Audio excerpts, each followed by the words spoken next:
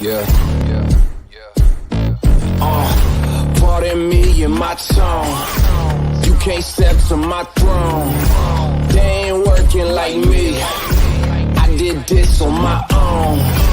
You asking where we been, huh? I don't know where to begin, huh? All this dirt on my skin. I just came here to win. I'm more than a man, I'm a monster. Somebody call a pastor, doctor. I got a 6 cents for imposters. So now I'm coming for the whole roster. It's not a game, why you playing with me? You could double back, lose track, try and hang with me. It must be in my veins, something you can't tame, cause I break the chains. Can't control me. I got the power, I got the keys, cause I break the chains. They try to hurt me, I'ma push back, just wait and you'll see.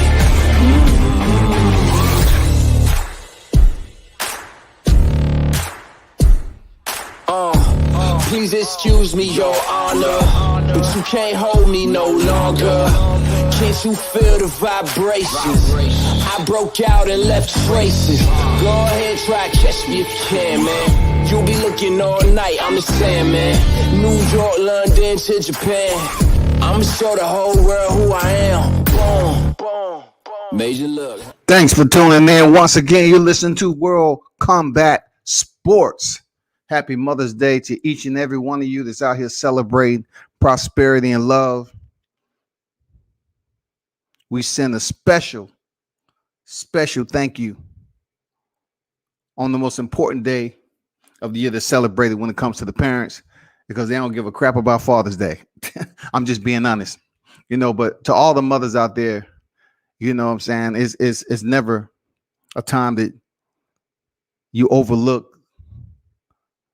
the one entity that birthed us, provided, nurtured, and you play an important role. So much respect and love to you. Fight night went down yesterday. But first, I got to give a shout out to the WCS supporters, everyone that's in the building, all thousands of you that's lingering. If you in here, hit the like button, show some love. This ain't easy work. This is the trenches. This is the media grind. Looking at the thumbnail, man, I got to get down to it. Canelo Alvarez picked up his 56th victory. 1 defeat, 2 draws, and he earned another knockout to his ledger. Yes, sir. He earned another knockout to his boxing ledger. But with that said, man, Billy Joe Saunders, representing the Gypsies and, UK boxing, we expected more. I mean, more and more as the rounds piled on and registered and Canelo put them away. We was looking for Billy Joe to at least improve and get stronger, land some punches that matter, start pretty much, making it difficult for Canelo to walk forward, because you're the one that requested a larger ring. So we was pretty much waiting patiently for you to start implementing your game plan, your strategy. Because Canelo was walking you down easily. Like it was, you heading out to the playground for lunch. It was nothing to him. He made it look simple. I don't know if you was doing it just for promo. I really don't know if the ring size was really a priority. I really don't.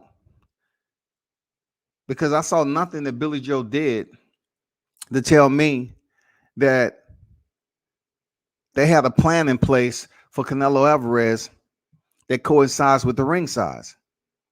You know what I'm saying? So when it comes down to him so-called or pretty much fracturing Billy Joe Saunders' orbital, I look at it like this, man. I've seen worse. I'm not saying I felt worse when it's somebody else's body. You know what I'm saying? Their physical anatomy. They're the one inside the ropes. They understand what the pain threshold is like. They understand what their mentality and what their decision process is going to be. They pretty much understands that I wasn't blessed to read minds. If I was, it would be awesome. But we're not blessed to do that. And with Billy Joe Saunders, I felt like he quit. You know, we look at Daniel Dubois, his eye. You know, we look at Kell Brook, his eyes. Now, you know, Billy Joe Saunders. And Canelo is not really considered a crazy power puncher. You know, neither is Errol Spence. Neither was Joe Joyce. But if you are absolutely placing yourself in the line of fire over and over again, you're going to get touched up by the gloves. Period. That's just the way it's going to be. And over time, man, I guess Billy Joe Saunders was feeling the body shots. He was pretty much wearing down. And I really think he had the stopping point in his mind a couple of rounds before the 8th. He wasn't having any success with Canelo. He did land some shots, but there was nothing to the effect that Canelo, you know, had second thoughts about doing the same thing. You know, so he got the job done. Billy Joe quit in the 8th, and the fight was over. What transpired after that was, once again, just like after Canelo's last fight, you know, you had Jamal Charlo and you had Errol Spence. Okay, even though Errol Spence was in the building, he didn't say anything this time around, which was great. You know what I'm saying? Which was awesome. He didn't say anything. But this time it was more so Boo Boo Andrade. You know what I'm saying? This is more so Boo Boo Andrade. Boo Boo Andrade wanted to step up to the plate, who's holding a title in the same identical sanctioning body as Billy Joe Saunders used to have. He showed up to the press conference and tried to convince us and everybody in that room that he should somehow, some way favor the good graces of Canelo Alvarez for a title shot. You know, just pick me, just pick me. What was all the way bad about this entire, I mean, that just goes to show you the individuals that's around Andrade are very limited. Like, it takes more than your father. Your father might have look, he might have had conversations with his dad. And his dad was like agreeing and yes, do all that shit. But where are your people at? Where's the support from the team? Those individuals that's supposed to help you decide these type of decisions that's going to be based on your reputation and brand. You know, the type of decisions that's going to put you out here in the media. Where are those individuals? Because when Andrade walked up in the presser, it took me back to the freaking Charlo shit. You know what I'm saying? It's taking me back to when he was in the hallway, you know, talking that shit to Charlo. Now you're at 160 and you jump up in a press conference with Canelo, who's pretty much, you walking in the King's Palace right now, shawty. Real talk, you walking up in the King's Palace right now. If your name is Saul Canelo Alvarez, it's not much that you're thinking about right now, except talking to the fans. This is the most upbeat I've seen Canelo and talking shit back in English. I like it. It breaks him out of that Spanish, you know, shell that a lot of people love to keep him close to, you know, close to their heart, because it feels like he wasn't really providing the U.S. fan base that opportunity to speak in English. And they used to say, oh, Canelo don't know English. He don't speak English. He's just Spanish. No, he know English. And this was the opportunity this weekend for him to step out from that, I don't know,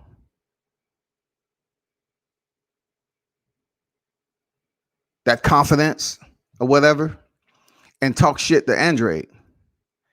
Andrade walks up in there trying to shoot his shot, trying to plea. First of all, he said he was a fan, and Canelo said, I know.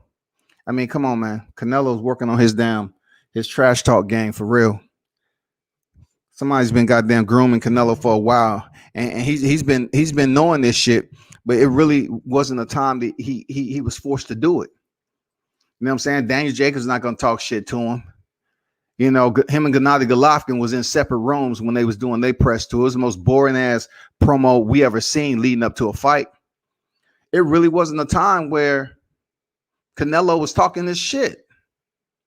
But when Andrade walked in there trying to shoot his shot, tell me he a fan, and Canelo say, I know, and you know, he say, you know, can I get my shot? And then Canelo respond, you fight nobody. You fight with nobody.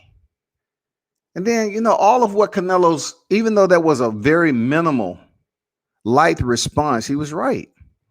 Canelo was right. You know, some people that say that, they full of shit. But Canelo told Andrade something that's absolutely true.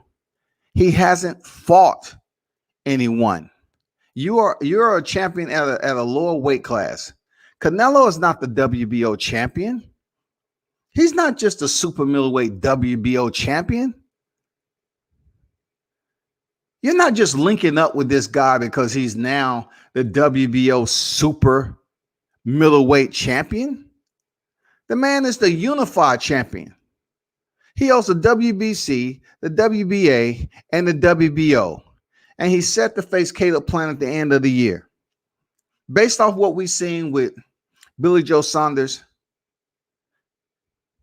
Callum Smith, Caleb Plant has his hands all the way full. I'm not discounting Caleb Plant. I'm just saying, looking at this fight and knowing that he's up next, where does Andrade fit in? So you want, this is what I'm thinking about Andrade. So you want Canelo Alvarez to give you a shot once he unifies the super middleweight division, because Canelo has made it perfectly clear he planned on boxing in 2022, regardless if he pick up all the belts or not. If he's undisputed, he's still going to fight in 2022 at super middleweight. So let's just say, let's just put it out there like this. Let's just lay it out there, and you know, in the wide open for the community to access. Canelo becomes undisputed at super middleweight. What are the top three names that he should fight to defend his titles at super middleweight for a big ticket? Number one, Demetrius Andrade. Because we're talking about Demetrius Andrade, who's fighting next. I mean, he got to move up in weight. So people really going to pay money? Okay, it can happen. Whatever. David Benavidez. No, we definitely want to see David Benavidez. No specific order. Or number three, Jamal Charlo. Those are pretty much who you're competing with if you're Demetrius Andrade.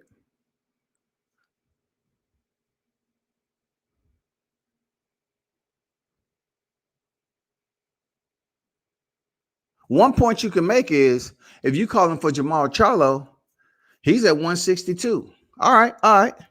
But if you ask anybody who would want to see from 160 fight Canelo Alvarez once he's undisputed, they would say Jamal Charlo. No ifs, ands, or buts about it, no hesitation, nothing. They want to see Jamal Charlo. If you ask them about super middleweight, it's obvious they want to see David Benavidez, the former WBC champion, times two. So Demetrius Andrade, you really third. If fans are really considering you, because they can just as much call out Triple G or something. Yeah, let's get Triple G up there. You know what I'm saying? I mean, who? Nobody's calling for Triple G at 68. Triple G is scared as fuck. The goddamn leave that down living room in 60 and move up to 68. And why should Canelo accommodate Triple G at 60 or anybody else? Come up to 68 where he's the undisputed unified champion and fight. What's going on, Mitch, in the building? Salute to you, my brother. What's good? Well, my question to Demetrius Andrade, man, how do you expect us to take you serious when it all comes down to it? This has nothing to do with heart. This has nothing to do with it's my time. You are a two-weight champion. You know, I salute you for that. But your selling value to the boxing public is way far and few in between when it comes to you stepping to Canelo Alvarez and expecting him to give you that airplay, expecting Canelo Alvarez to say, Andrade, yeah, I give you the shot. Like, no, it ain't fucking happening. Like, even Daniel Jacobs, man. Yeah, he gave Daniel Jacobs, and that's a person who I respect, but I put him in the square zone just like I put Demetrius Andrade. Real talk. Somehow, some way, Jacobs was able to get a shot with Canelo. You and him both in the square zone together, but I don't, you know what I'm saying? I don't think Canelo would accommodate you, Demetrius. I don't see no time soon. Like when you ask him that shit, he laughed. You know, you and your pops roll up in there, man. You know, bless. You got your pops in your life, man. My pops passed when I was in Iraq. You know, you got your pops in your life, my brother. That wasn't a place for your pops to be. Real talk, because your pops is like he's agreeing with everything you got going.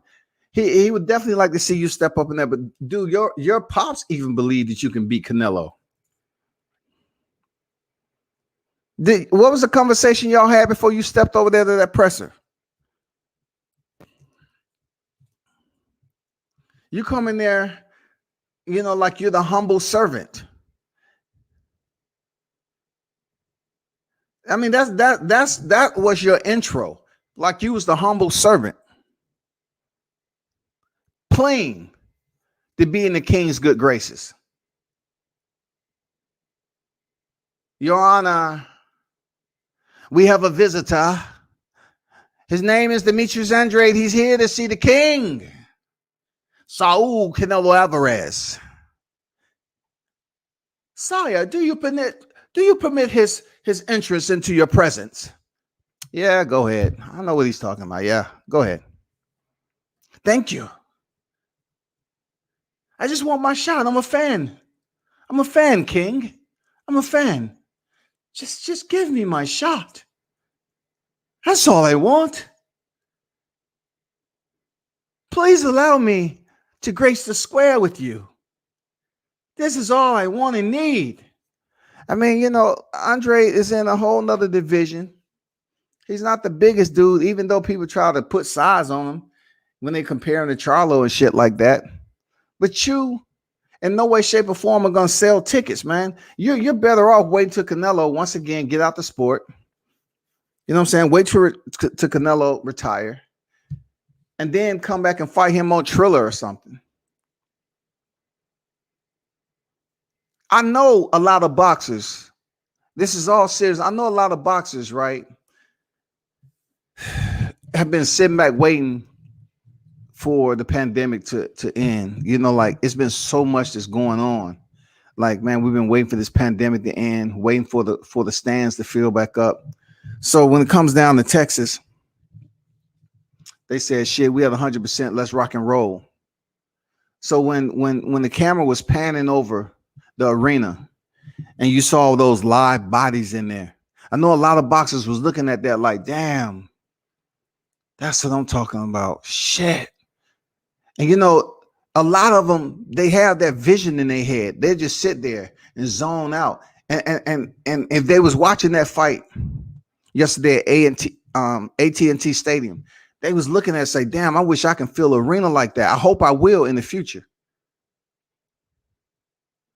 Look at all those live bodies in there. Those faces. All those seats that was filled. I didn't see any gaps. But my question to you, Andrade, can you fill that shit up? Even if Canelo gave you a chance, will you somehow equally influence the interest of boxing fans to come see you fight? Could you pack out an arena like that? It was just amazing to see. Andrade, you have to realize who you're gracing the square with. Now, it's been the greats. The greats have opted to provide some fighters with a gift. They have. But the gift that is enough for the fans to say, you know what? I got to get tickets to this fight. You want to make sure that your gift is warranted. You want to understand that that's your one shot right there. That's your golden opportunity to go in there and grace the square with the boxing great. Have you did enough in your boxing career to bring the butts to the seats and have people tune in to watch you box? And with that interest, do they believe that you have even a remote opportunity to defeat Canelo Alvarez? That is the bigger question right there. I know Andrade and a lot of other boxers were soaking that in, even Errol Spence. There's plenty of other boxers there. But, you know, we have Texas that's popping off real nice right there. Canelo ain't from Texas, but it's a huge Mexican fan base in Texas. And they was there. United we stand, united we fall. I don't know what to tell Demetrius Andrade about, you know, having enough confidence to step up in the press conference. I mean, he's going to get a lot of buzz for 96 hours. You know what I'm saying? For 96 hours, Demetrius Andrade is going to get some buzz. There's going to be some, there are going to be voices on here speaking on that, you know, just like myself. But in the meanwhile, let me show you this video. Let me show you this video right quick. And I want you to give me your feedback. All right? I want you to give me this feedback on this damn video. Because I don't think Andrade has any chance of getting in the ring with Canelo Alvarez. I just think what he was able to do yesterday, I mean, I'm not going to congratulate you for stepping in there and having the cojones, you know what I'm saying? Having the confidence and courage. You know, hold up. Let me share screen right quick, people. Everything about Andrade to a point is a bit goofy, but I try not to call a grown man goofy like that competes, because you know it's respect level. Check out this video right quick.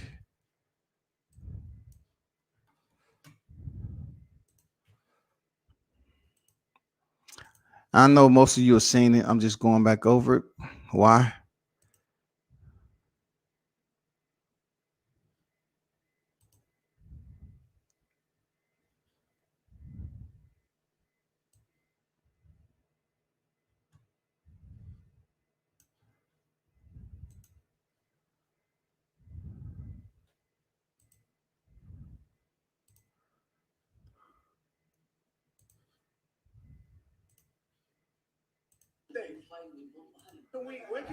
When can we make it happen though?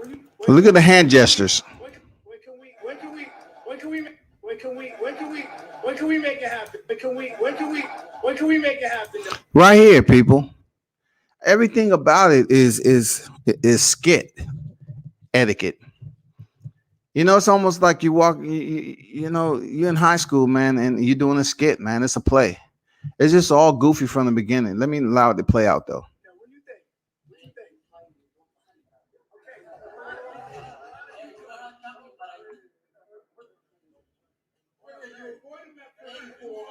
What do you think? So Canelo say you're a champion, but you know, you fight with nobody. Yeah, it's okay. Okay, a lot of people had before nobody.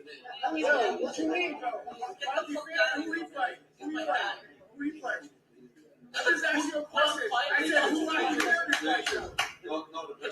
What you mean? No, what you saying? Get out of here. Fuck you. Don't talk to my dad like that, bro. Fuck you. So Canelo said, man, get the fuck out of here, bro. Your dad is commenting. Your dad is inserting himself in a dialogue that you're having with the champ right now. The champ is his night. He earned it. It's his press conference. You're in his press conference. So, Demetrius Andrade turns around and say, don't talk to my dad like that. I understand you coming to your father's defense, but your father knows that his son is a boxer in one of the toughest combat sports in life globally, right? So if you're gonna walk in there and you're gonna go in tandem, both of you are subjected to the same. And I think wholeheartedly that Canelo kept it light. He just basically said, he responded. He said, you fought nobody. Yeah, you're a champion. You fought nobody. And then after they started making those comments, he said, get the fuck out of here. And then I guess his dad's like, who have you fought or whatever? And Canelo, like, he almost had a tearjerker there. Like, for real? Whoever I fought?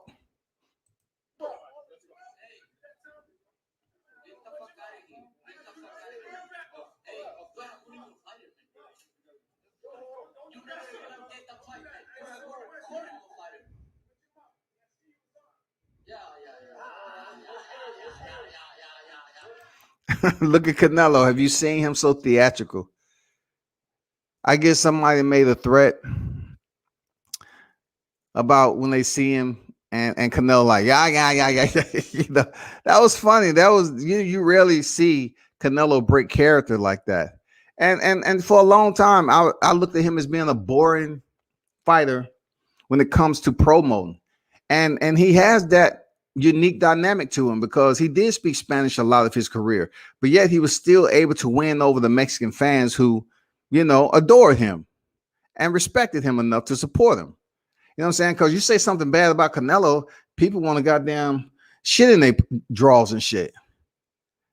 You know what I'm saying? They want to have other individuals, sit up here and ask dumbass questions to get an answer or get a response out of you when it comes to Canelo. It's all good, when you speak solid points about Canelo, but say one wrong thing about him, then everybody want to run through the motherfucking stage and start throwing damn drinks and shit. How dare you? But Canelo in this video, he kept it light, man.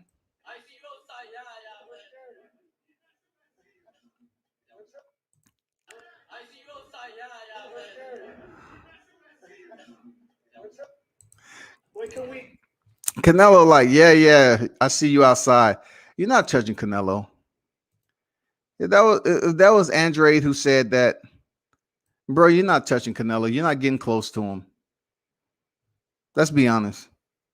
That whole press conference was doo-doo. Okay, boo-boo? That whole press conference was doo-doo.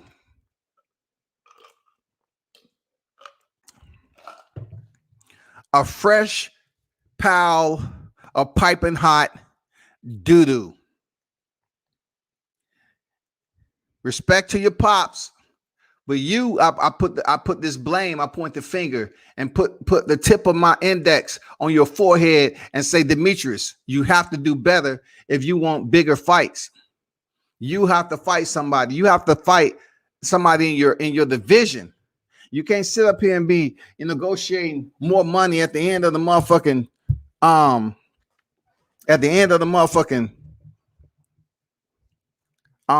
time when it's close to fight or whatever, negotiation time to close out negotiation period, and you want to damn increase your price tag. You can't do that shit because that's why the Charlos is holding grudges against you.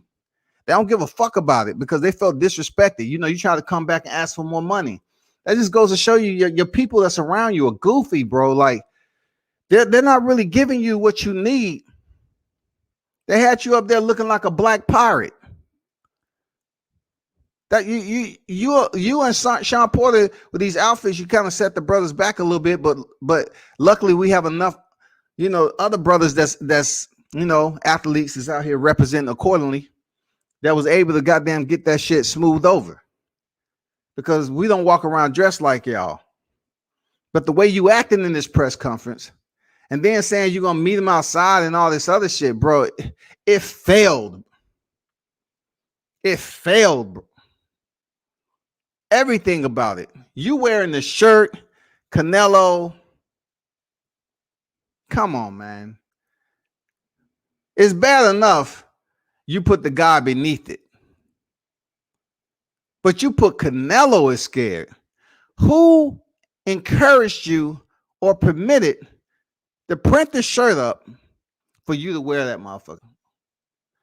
You couldn't wait till the camera pan over to you and adjust your cap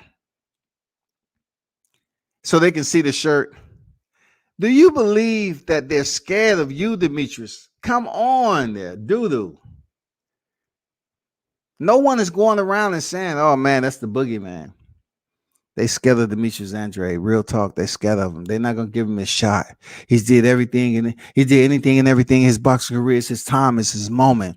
Seize that motherfucker. Give him the opportunity. Nobody's saying that when it comes to Canelo. I'm talking about when Demetrius calling out Canelo. No one is matching you all up. Not even in fantasy boxing. Who do you want to see Canelo fight in his next 3 opponents? None of them are going to be the name Andrade. That's point blank, period.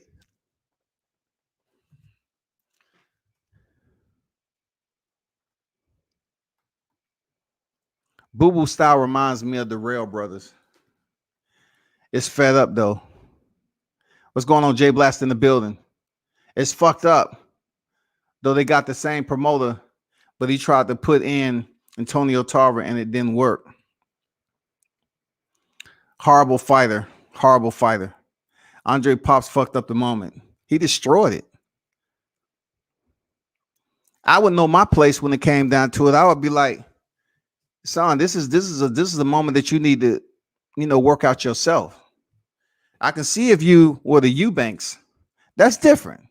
Because Eubanks seeing you walk in the room, the aura is different. You know what I'm saying? The presets. Okay, the presets are different. What I mean by the presets, the presets when it comes to the responses are different because it's Eubanks Senior in the room. So that's different. Your father is different when you're Eubanks Senior walking in there with Eubanks Jr. and he talking his shit. Because the disrespect is going to be a bit subtle. You know what I'm saying? You're going to have to be very, Y'all hold on for a second.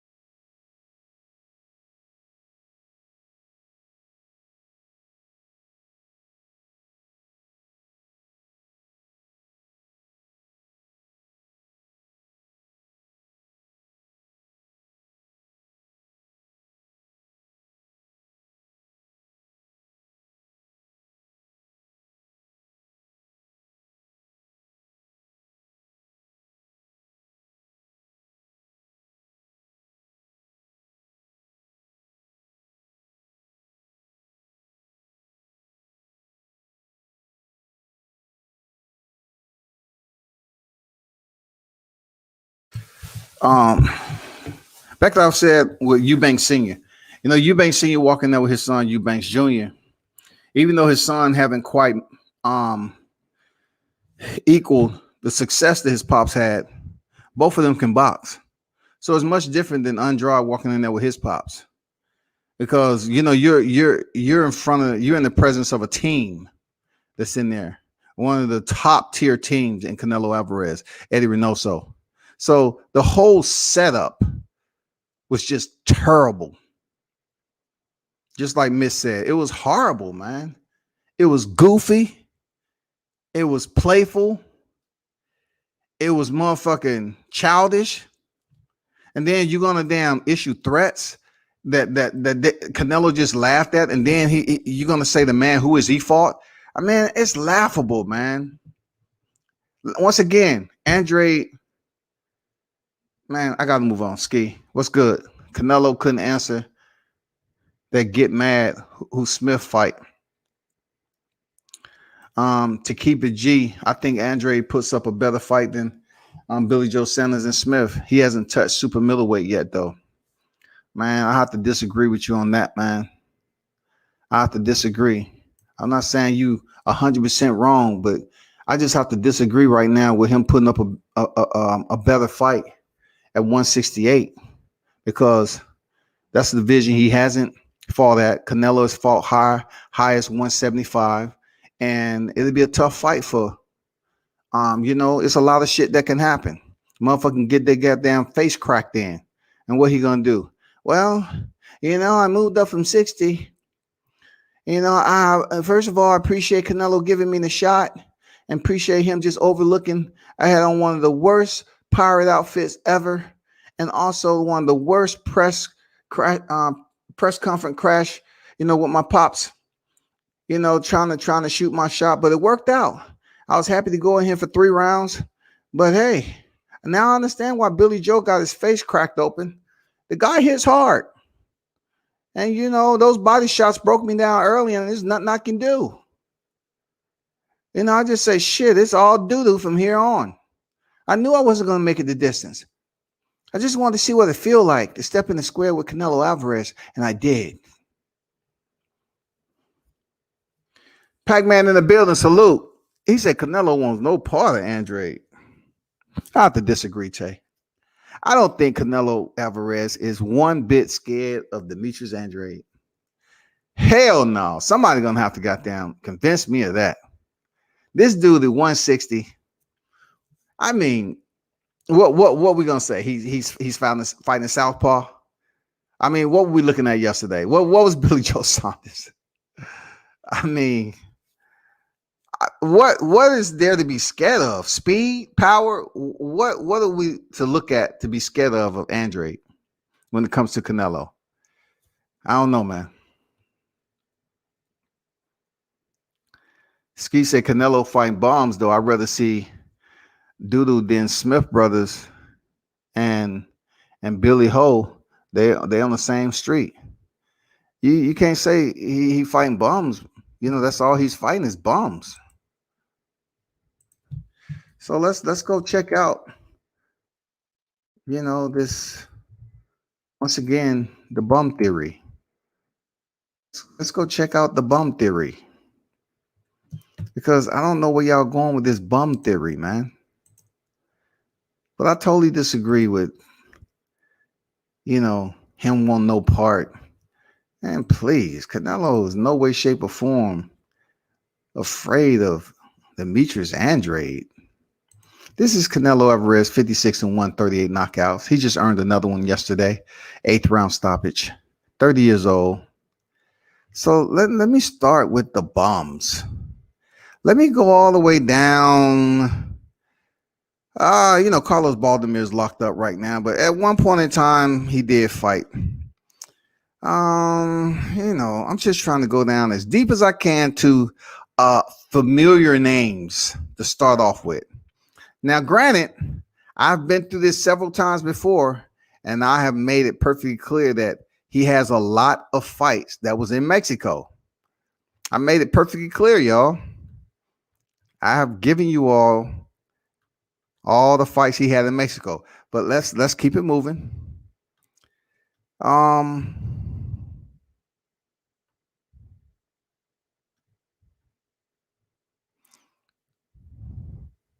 Let's just give a take start with Alfonso Gomez. Kermit Cintron, Shane Mosley. I know people are going to say, look at the age. We ain't looking at the age. We're looking at the name. Josecito Lopez, Austin Trout, Floyd Mayweather Jr., Alfredo Angulo, Erislandy Lara. Now, James Kirkland, okay. I don't call the bump status. James Kirkland with 32-1 when Canelo stepped in there. But goddamn it, man, Kirkland, oh my God. Anyway, moving on, Miguel Cotto. All right. Once again, we're not talking about how much they receive, where they at in their lifetime, their career. Miguel Cotto. Okay, we know what happened with Amir Khan, Liam Smith. I get it. Chavez Jr. We already know when you want to talk about bubblegum rappers. Okay, I got it. But look at his record, 50-2. A lot of people gonna say, "Oh man, that's bomb coalition right there." Yeah, we know he was in there. The fight was already signed for Gennady Golovkin. He let motherfucking Canelo Alvarez beat on him for motherfucking umpteen amount of rounds. It was bad. He stepped in there twice with Gennady Golovkin, right? Rocky Fielding, man, come on. He was a champion, but goddamn it, he was out in the third round. Daniel Jacobs, like I said before, Sergey Kovalev. I don't look at, starting from where I started. You can't just say he fought bombs, because I will explain this to you all again. In boxing, there are men and women who are building up their resumes every day off lower tier fighters. Respecting the fact not to call them bums when I hear boxers call them bums, but they're lower tier, man.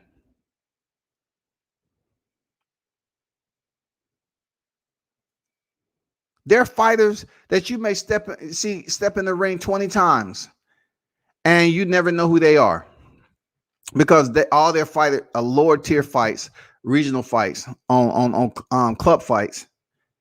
You know what I'm saying? At the regional level, and they just did it as an opponent. They may pick up a couple of wins, but they never wanted to amount to anything special in boxing because they know they weren't that good. But to say that Canelo's been fighting bums, you can say that about every fighter that ever laced up. I mean, you can look at their records and say, from the starting point on, they had to step in there with somebody. I mean, we really don't want to click on Julio Cesar Chavez Jr.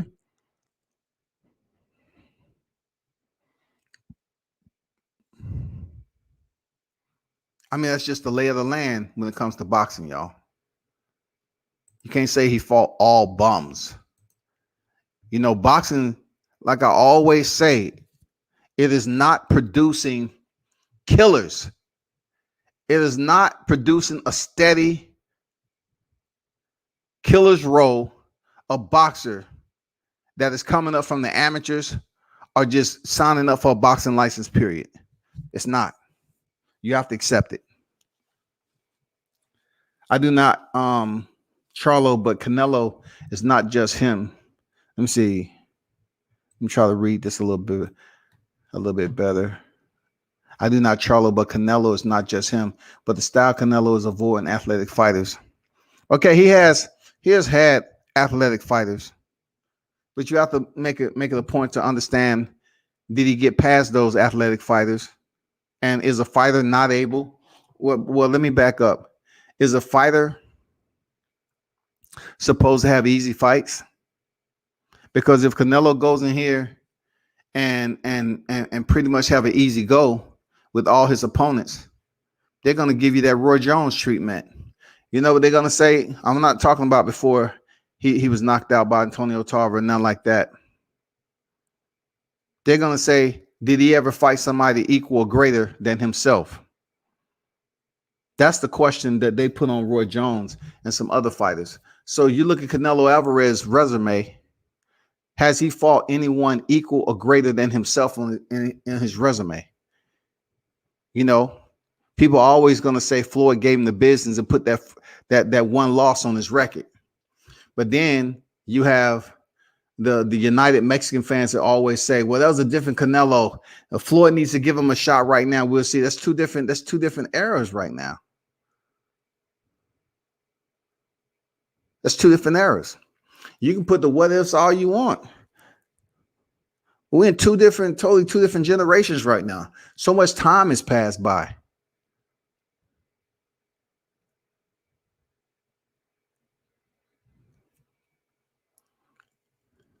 Even say nobody can beat Canelo right now. Then Andrade struggled with Liam Williams. Like I'm saying, man, I'm not giving Andrade no love on this damn stream. I just think he isn't, I mean, look, I thought Billy Joe Sanders was going 12, with Canelo, but he quit. It's not the fact that Canelo knocked him out, but Canelo started applying pressure and landing those shots and showing those other tools that he had. You know what I'm saying? He was firing from both hips. He was showing his greatness to switch it up. Did you see how he redirected that uppercut and blasted Billy Joe Saunders? Did you see how that shit was? Like, if you look at, somebody mentioned Charlo, right? When Jamel Charlo, when he broke down Lubin. Jamel Charlo basically set that. He calculated the body language of what Lubin was going to do, and he sent that uppercut. It looked like Canelo more so redirected his shot due to Billy Joe Saunders dipping his head to the left, a hard left. The same shit Timothy Bradley used to do a lot, especially when he was with Pacquiao. He used to dip over to his left a lot. And he redirected that uppercut and cracked Billy Joe Saunders with it. He even said nobody can beat Canelo right now. How many world champions has Canelo beaten?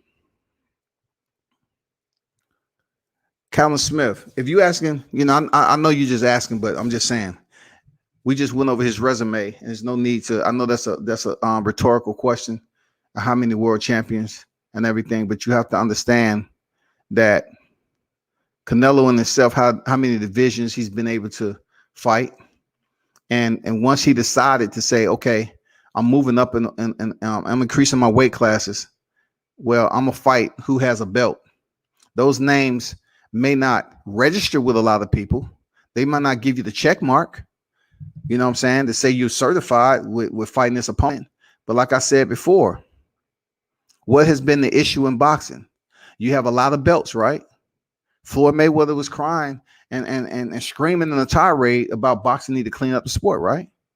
So you're gonna have names that's holding titles that no one pretty much knows. Let's just say, for example, Patrick Teixeira. No one really knew who Patrick Teixeira is when it came to the conversation of 154 pounds. They just know he was sitting over there for a WBO title. And his next opponent, it was like, oh, Brian Castano. Brian Castano can fight. That's going to be a good fight. Patrick Teixeira lost his title. And now all people are talking about is Castano facing Charlo for the undisputed crowns. They're not speaking about Teixeira losing his belt. So there are always going to be names that are holding place with the title around their waist. It was a point in time when I started covering the sport, right, that I was saying, I'm not going to call the fighters bums and all this other shit. But yet you hear the fighters call one another bums. But yet they get mad when someone who they consider not stepping into the ring calls a fighter a bum. It's almost like a rites of passage for them to refer to another fighter as a bum. So when it comes to, people saying Canelo fought a lot of bums, I disagree. If it's that easy, then everybody would do it. It's not that easy. It's a lot of boxers have 1s and 2s and 3s on their record. That's because every now and then you run into a style that's difficult for that fighter. Period. Callum Smith didn't win a round. I gave Billy Joe 1 round before he retired on his stool with a triple fracture in his eye. Andrade would do better than that. Okay. Y'all giving Andrade that love. Okay. I feel you. SB90 in the building. Salute to you. Salute WCS. Kudos to Eddie for that shit yesterday. Man, whatever. That atmosphere was a beautiful thing. It was, man. The atmosphere was everything that you wanted to see in a boxing arena. It was euphoric. Coming off of 2020 pandemic where shit was shut down, having to attend a couple of cards myself where it was limited crowd in attendance. It was nice to see the natural reaction, hear the roar of the crowd. But like I said before, Demetrius Andrade crashing the press conference. It was just pointless for him to do that. I'm not discussing 160 fighters against Canelo for the remainder of the year. Respect to Charlo, Andrade, and Triple G. They haven't moved to super middleweight yet, and Canelo ain't moving down right now. So let's briefly caveat off what you just said, Mitch. Mention those 3 names that you talked about: Triple G, Charlo, right, and Andrade. Which one of the three should just move up and say, fuck it, move up? If they're not going to fight one another and they want that Canelo fight, we've said this plenty of time before. Who should be the name to move up and say, fuck it, let me go. Let me go up there and get the big money fight. Because I'm hearing Charlo say he's not a 160 pounder. But yet everybody want to rant and rave and say these fighters walk around at a higher weight, 2-weight class higher when they're in the offseason. Which one is it? Are you going to take the risk? Are you going to talk about, I'm not a true super middleweight? No, it just seems like to me that you may be waiting for the right opportunity for Canelo to leave the division and say, well, I'm going to go to 175 right now. Then you're going to get a lot of people say, oh, shit, the belts are free. The belts are free. Let's move up to 168. That's what I'm saying right now. Because really, what did Andrade do at 154? What did he do at 160? If he really moves up to 68, is it really going to be a factor on what he's already done in 2-weight class? He has belts. And you're attempting to go for a belt. You're already a 2-weight champion, right? So move. Same with Charlo. Triple G, we all know he's scared. He's just like Lopez said, he's scared. I tell you, he's scared. Triple G moves up out of 160. If little G just took it upon himself to chirp, like if Triple G would have showed up to the press conference, all he had to do was put his hands up, say, I'm here. 168. Me and you, Canelo, trilogy. Then people would have been talking about this shit forever. They would have said, you know what? I know it's Mother's Day, but let's just order some Grubhub or some Uber Eats and bring it to the house because I got to do this live, baby. I got to do this live. I can't go out, man. Triple G stepped into the press conference. He talking about moving up to 168. This is what we've been waiting on for Triple G just to have the confidence to step outside 160, man. This is it. That would have been different. And Triple G would have had to say less than Demetrius Andrade to sell that motherfucker. Because people would have been super shocked that he's even in the building.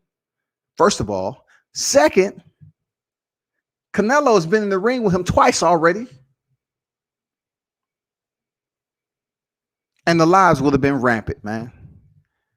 I'm supposed to be out the Mother's Day with the wife, but she gave me permission to be on here behind the mic and talk about Canelo versus Triple G in a trilogy at 68. Wow. I know this won't come up in the conversation. Well, Triple G is too small for 68. No, that's not going to be the answer. He won't be able to handle Canelo. That's not going to be the answer. He's been the distance twice with Canelo. You know what I'm saying? The only skepticism will be, when will the fight happen? Because we all know Triple G's been waiting, but being he's so stubborn, he has to understand he needs to get his ass up out of damn 60 and go to 68. So our 2022 fight may be possible if he even entertained that shit. But in the interim, that's a fantasy. That's just shit I put in the scenario to respond to Mitch's comment. So therefore, I look at it like, for one of these champions in the middleweight division to get the buzz going, it needs to be Charlo, Triple G, or Andrade. I know Murata is sitting there with the WBA. You have Mel. You have Mel. So we got to look at the other three. Fight one another, goddammit. Fight one. Shit, we fucking tired. We tired, man.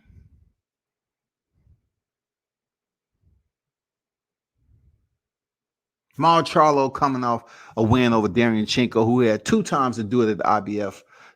I mean, we tired. Y'all got to fight one another. Charlo, you need to fight Triple G, man. You need to break that motherfucker down and show the people that you can do something Canelo wasn't able to do. Try to stop his ass. He's old enough. It's an opportune time. He's prime for you, bro. Fight Triple G, and you will have somewhat a similar audience with a live gate and what you've seen with Canelo versus Billy Joe Saunders. You're stepping in there with Triple G. He's been in there with Canelo, a common opponent that you all are trying to fight once more. Triple G's been in there twice, and Mar Charlo wants that damn opponent. He wants that dance opponent. You have to fight somebody he's fought already, man. I'm talking about a big name. The only one that's motherfucking Gennady Golovkin. Charlo has to step up. Moving on. Eva said, respect face of boxing, Gervonta. Stop it. Not yet. Tank Davis, the best in the world. LB's voice. Yeah, I hear you. Brotherhood in the building. Salute to you. Canelo just cemented his status a manufactured, protected fighter. He could be protected. You know what I'm saying? You could say he's manufactured or protected, but that's a lot of fighters. He has 56 victories. How much protection was it? I mean, look at the names on there. Look at the Arislandia Lauras, the Trouts. You know what I'm saying? He did what he did to Amir Khan. It doesn't matter if he was the first or not, but he did what he did to him. You know, the Jacobs and everybody else, the Fieldings, Kovalovs, Smiths, Saunders, and everybody else he fought, you know, below Abney Yildirim. I mean, a lot of fighters are manufactured. Real talk. They can say that Floyd Mayweather avoided some fighters like a Paul Williams. It's some way, shape, or form a fighter is picking his opponents to benefit his career. And there's some fighters that have been known to fight the toughest opposition. That's just the way it is, man. But you got to give him his props as being the top pound for pound fighter in the sport right now. Whether you believe he's manufactured or protected or whatever. How much protection is it though? Like who is okay right now from 60 to 68? Who are they protecting him from? I'm just curious, like who's left? Because Maul is unsure as if he's a 68 pounder if he chooses to commit to move up. So exclude him. Andrade, no one's really looking at him as being one of those guys to say, well, Canelo's being protected against Andrade. He's been in there twice against Gennady. That's just like the one big name. The only other person that you can say they may not give the time of day out of the disrespect for him, you know, popping dirty for cocaine and then losing it on the scales is David Benavidez. Who else is he protected from? Who else is out there? Real talk. Like, I'm curious. Who else are they protecting Canelo from? The names are very few. It's a very shallow list when it comes down to who's Canelo's being protected from, for real. Carl Frost funky ass had Saunders up 2 rounds out of the 7, which he scored. That's why his scorecard meant nothing. Why are these craps on TV? And that just goes to show you that Carl Frost understands his scorecards mean absolutely zero, just like Andre Ward, okay? Just like Andre Ward, your scorecards mean shit. So you can sit up here to the people and make it seem like that the fight is closer than what it is, but it's unofficial. Unofficial means nothing. Big dog in the building, salute. Say salute WCS, Canelo must fight better competition. No more Yildirim's, Fielding, Smiths. Well, look, Fielding and Smiths, they had titles there, big dog. They had titles, man. Now we can clown Yildirim ass. For somebody to be on the waiting list, it was almost like a layaway. Motherfucking Yildirim was damn a layaway, a Canelo layaway and shit. This motherfucker been on the damn mandatory. Let me use Eddie Hearn mandatory list forever. And since COVID took over, they say, hey, you know, he lost, but we're going to promise him to step in there. They gifted Yildirim with a fight. Anyway, he gets no love. Fielding and Smith, man, they had titles. Fielding had the damn regular and Smith had the super. Man, you can say what you want. They was title holders, bro. Who should Canelo face? Canelo should face anyone the name of Caleb Plant next. because he has the IBF title that will solidify his undisputed status as super middleweight. And it was legit. It's legit. No matter what you say, nobody told David Benavidez to go out here and get stripped of his belt by being 3 pounds overweight. Nobody told him that. It's discipline at the end of the day, right?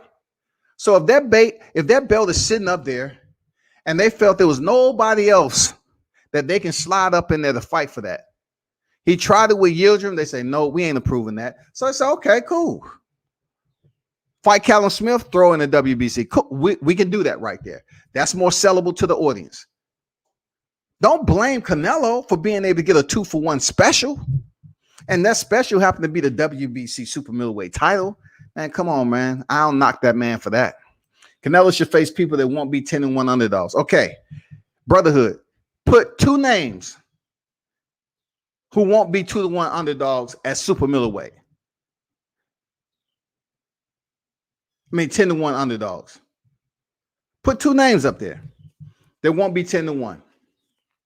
Because right now, Caleb Plant may be the only name that you can put up there that may not be a 10-1. Because people believing that Caleb Plant, he can box a bit better. Different skill set, a lot more craftier fighter. They might say that. That might be somebody.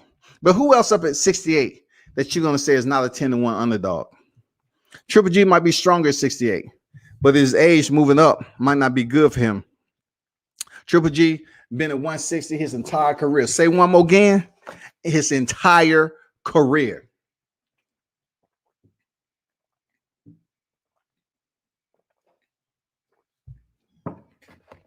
Like I told you, if Triple G would have stepped up in the presser, opposite, other than Demetrius Andrade, all he would have done is just put his hands out. I want the fight at 68. That's it. That's it.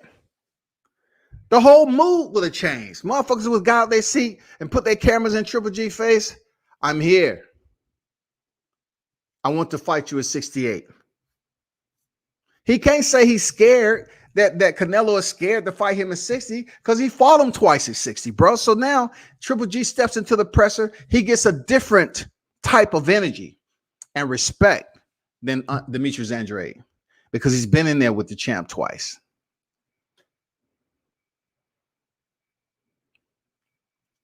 And you can say absolutely Triple G was gifted that motherfucking IBF title to save some type of value to his boxing Wall Street. We know it's bullshit, but I'm talking about the moment of him walking in that presser and saying, I'm here.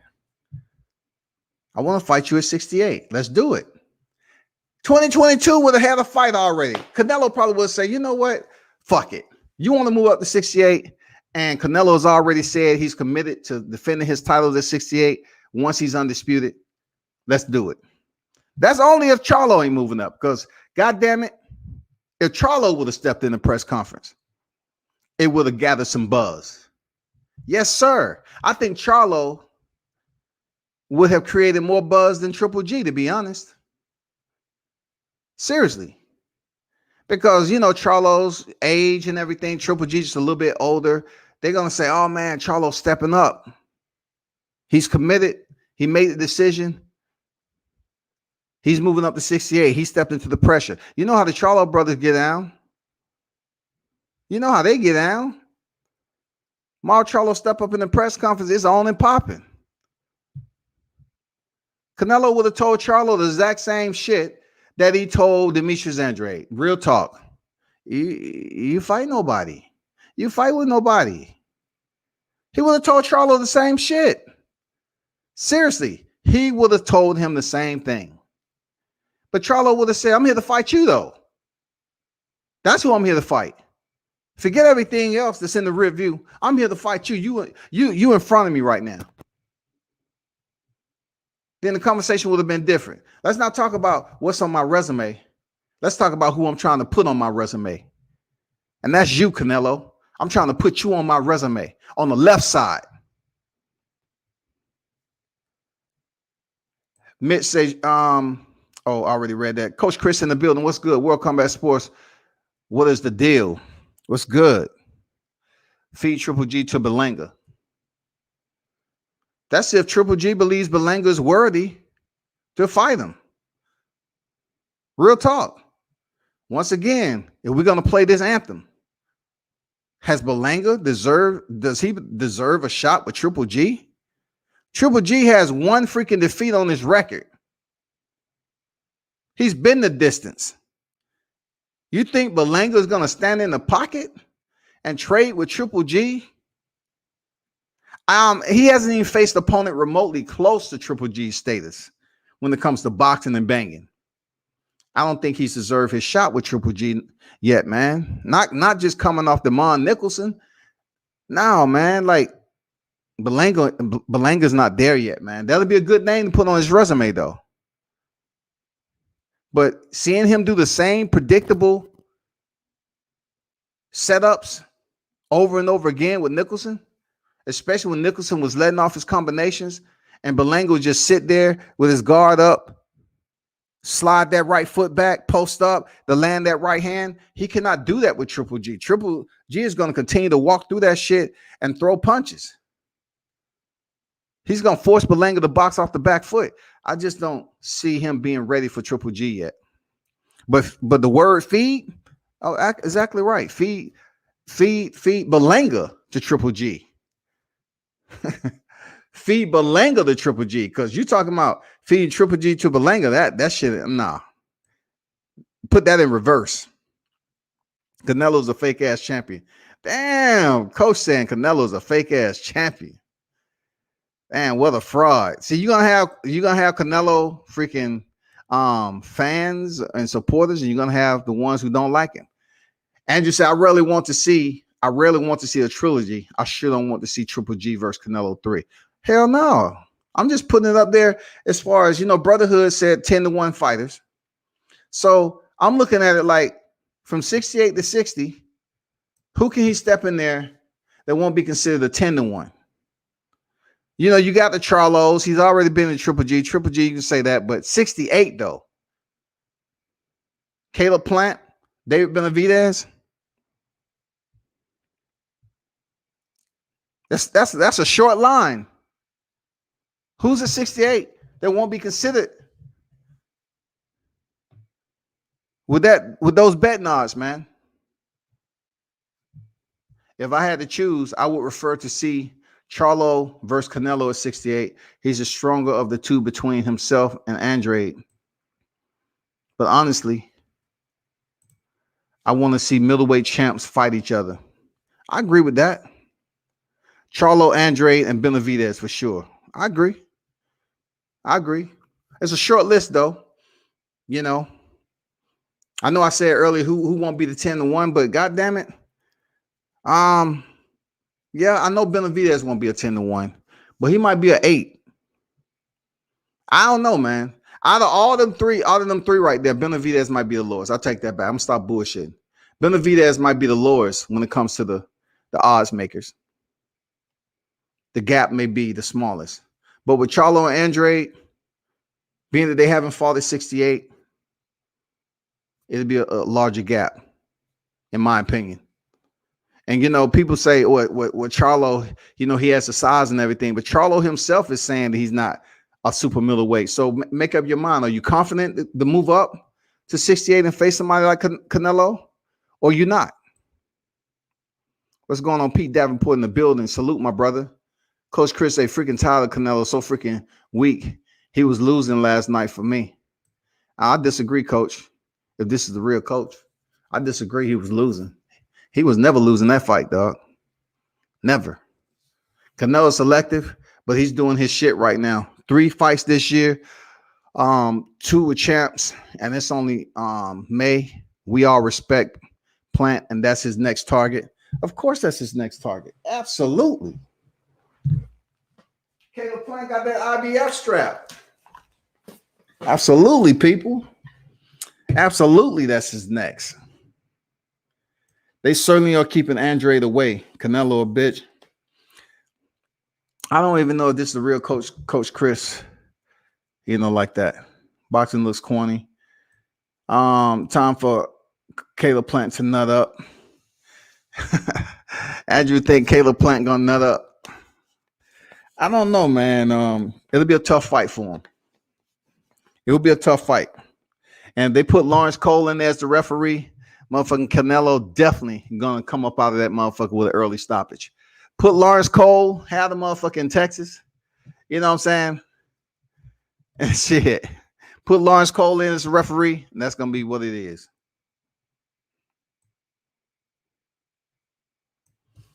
The whole night showed what the hell is wrong with boxing and why UFC is winning. Well, why mixed martial arts is winning in general, but I know people compare the UFC as a competing entity in combat sports. You know what I'm saying? When they're comparing UFC as a promotion to boxing as a whole. UFC is just a single promotion of mixed martial arts, and boxing is a sport for which individuals compete in with various promotions. Too many promotions to name. You know what I'm saying?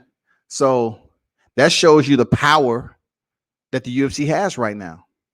The UFC is being compared to a sport. That's real talk, and that's how boxing should be. That's how boxing should be. When people mention the UFC, they're comparing a promotion to an entire fucking sport. How is that possible as long as boxing has been in existence? How can you compare a promotion to a sport? I know why people do it, because the belt structure, the sanctioning bodies are different. The single entity, as far as the president, the matchmakers, and everything else. The UFC has a one belt system. Every now and then they have an interim title, but it's not a consistency across the board that you always going to get an interim title shot. They have their top 15. They put on fights all the time. You lose this week, you might find that same fighter on the card 3 weeks later. On boxing, you lose, and then it takes you forever and a day to get put back in there because there's so many promotions there. You know what I'm saying? There's so many branches to the tree. Boxing is hella weak. Coach Chris said, I wish the other guys in these pound for pound lists was as active as Canelo. If they were, we'll get the fights we want. That's the down part of boxing when it comes down to it. The down part of boxing is the fact that, hold on for a second. 6 Pro, what's good? Let me see where you at. I have to get to you. Appreciate the donation, my brother.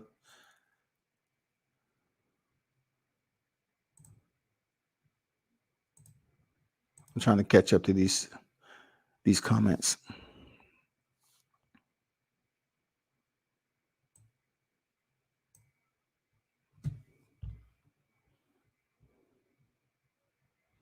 Coach Chris calling Canelo a bitch.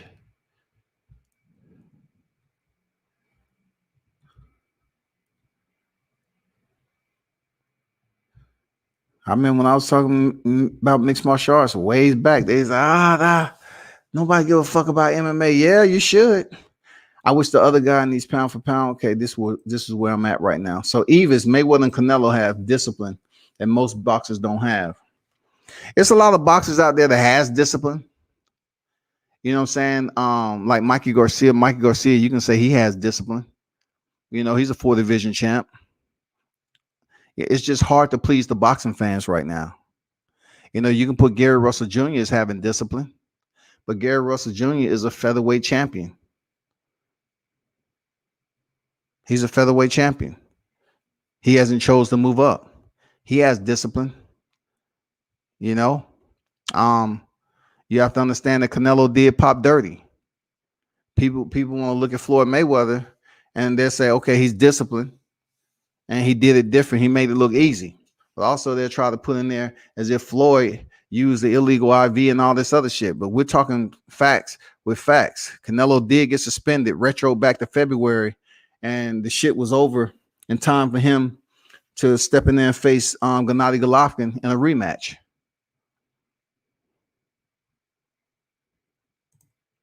Canelo looking to become undisputed in less than a year, keeping busy and keeping names consistent in the media. And Logic, salute to you. That's very important, man, what Logic just said, because I mentioned this a ways back. I say Canelo would have lapped the welterweight division and becoming undisputed. While they busy talking about other side of the street and this, that, and the other, making all about it turned into a circus. Meanwhile, Canelo is stepping up to different divisions, and then those same individuals talking about the different sides of the street and shit. They're calling out Canelo name. They're in the chase. They're not in the hunt. They're in the chase. And the hunt is somebody that you can actually step up to, that you have the open door to challenge. You know you're going to get it. The chase is you're just hoping that individual recognize you and give you an opportunity. The chase for these welterweight names has been floating around for a while. It's turned into a motherfucking carousel. It's just like showing up to a motherfucking entertainment park, Six Flags or whatever, during the pandemic, and the one ride that's moving is the carousel.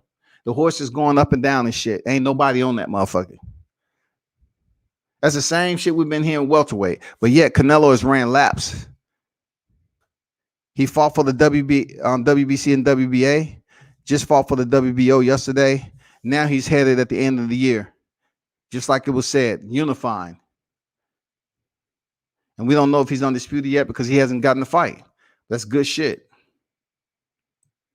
That's my point, though, on WCS. He ran to 168 to fight weaker guys since Charlo and Andrade won't be 10-1 underdogs. I can see where you're going with that. I can see where it comes into play where, you know, they want to talk about the franchise belt. I can see where they talking about, well, you know, if you petition for the belt, how can you petition and there was nobody there to petition for? You know what I'm saying? That something wasn't there. The franchise belt wasn't even relevant. You know? I remember Tay mentioned that to me. Like, if it's all about the petition, how can you petition something that doesn't have a presence to it yet? And at the time that Canelo received the franchise belt, it wasn't no one that had it. It was introduced. So therefore, we don't know what the conversation was like behind the scene when it came to him potentially facing Charlo. He might indeed been a duck. He might be a part of the Duck Masters Coalition, but we don't know. We don't know. It looks more obvious for, you know, when Vasyl Lomachenko, people can play that little role game. But for Canelo Alvarez, yeah, I can see that. You know, Jamal Charlo being a tougher opposition in 160. But then you look at Andrade. Was Andrade ever in the picture? Why couldn't he just step up and face Charlo without them increasing the price tag at the last minute to fuck up the motherfucking deal? That's sloppy. That's messy, man. Canelo would be favorite versus all these guys. As far as the odds go, maybe not 10-1 though. Agree? True point. Good point. Canelo's the Mexican Rocky. Benavidez is out of the way, so he feels safe at 68. 68 is skeleton of a division. And that's why I was trying to caveat to earlier when you was talking about the 10-1 favorite, because there's not that many people up at 68 besides Benavidez. And the fact that Benavidez is trying to fight his way back into the good graces, because when he lost his motherfucking title the second time, they moved him up to light heavyweight. Him and his team had to pretty much submit a grievance and say, no, don't do us like that, man. Don't fuck us over like that. We still competing at 68. We still here. Give us another opportunity. It's some different shit had to happen behind the scene. And so you end up seeing his name. I think I still have the screenshot when he was placed up in the WBC rankings at light heavyweight. And then they brought him back down to super middle. So he's still trying to get back in the good graces and get that motherfucking title shot. It's not going to happen with Canelo before he faced Caleb Plant. Now, to open up 2022, that would be a damn good fight. The top two I would like to see either David Benavidez or Charlo. A solid point. Logic Brotherhood, when Canelo moved to 160, he fought the top middleweights at the time. Triple G and Jacobs, who was in the prime as solid second top middleweights. Logic, I would say Triple G. I would say Triple G now. I would say Triple G. You feel me? Triple G was undefeated when he stepped in there with Canelo the first time. You know what I'm saying? He was undefeated. Jacobs has been one of those guys, man. We seen what happened. I don't need to put him on replay. We seen what happened with Jacobs. If you want to put him at the top, cool. Jacobs remind me, you know, of a Danny Garcia a little bit, man. You know, like, man, you know what it is with Daniel Jacobs, man. Especially coming off that shit with Gabe Rosado. That shit was terrible. I want to make him eat his words. Man, that shit was boring as fuck, man. Andrade challenged him Andrade challenges him, and Canelo says he's an awful fighter. Andrade's own promoter deaded the situation. And Andrade's own promoter, if he dead the situation, he just felt that the energy in the room wasn't responsive enough, you know what I'm saying, coach, for it to continue, because they was trying to remove Andrade out of the room because it's Canelo's press conference. Believe it or not, Canelo, he is, you know, that motherfucker, he's going to get his respect. That was his press conference. That was a big deal for him not to be interrupted by Andrade and to get, you know, to allow people to ask him questions. And then he was speaking English most of the time, you know. I mean, that was his moment. So if his promoter wanted to dead the situation and get him out of the room, cool, because that's called damage control. All right. He shot his shot. That motherfucker bounced off the motherfucking target like a beanbag. And the rest was what it was. It was sorry. It was a sorry ass attempt. Believe that.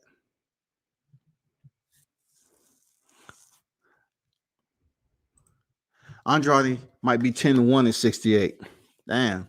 I bet on him for those odds. Man, I'm not betting on Andrade for shit. I wouldn't. There's no way I would bet on Andrade to step in there and face Canelo. No way.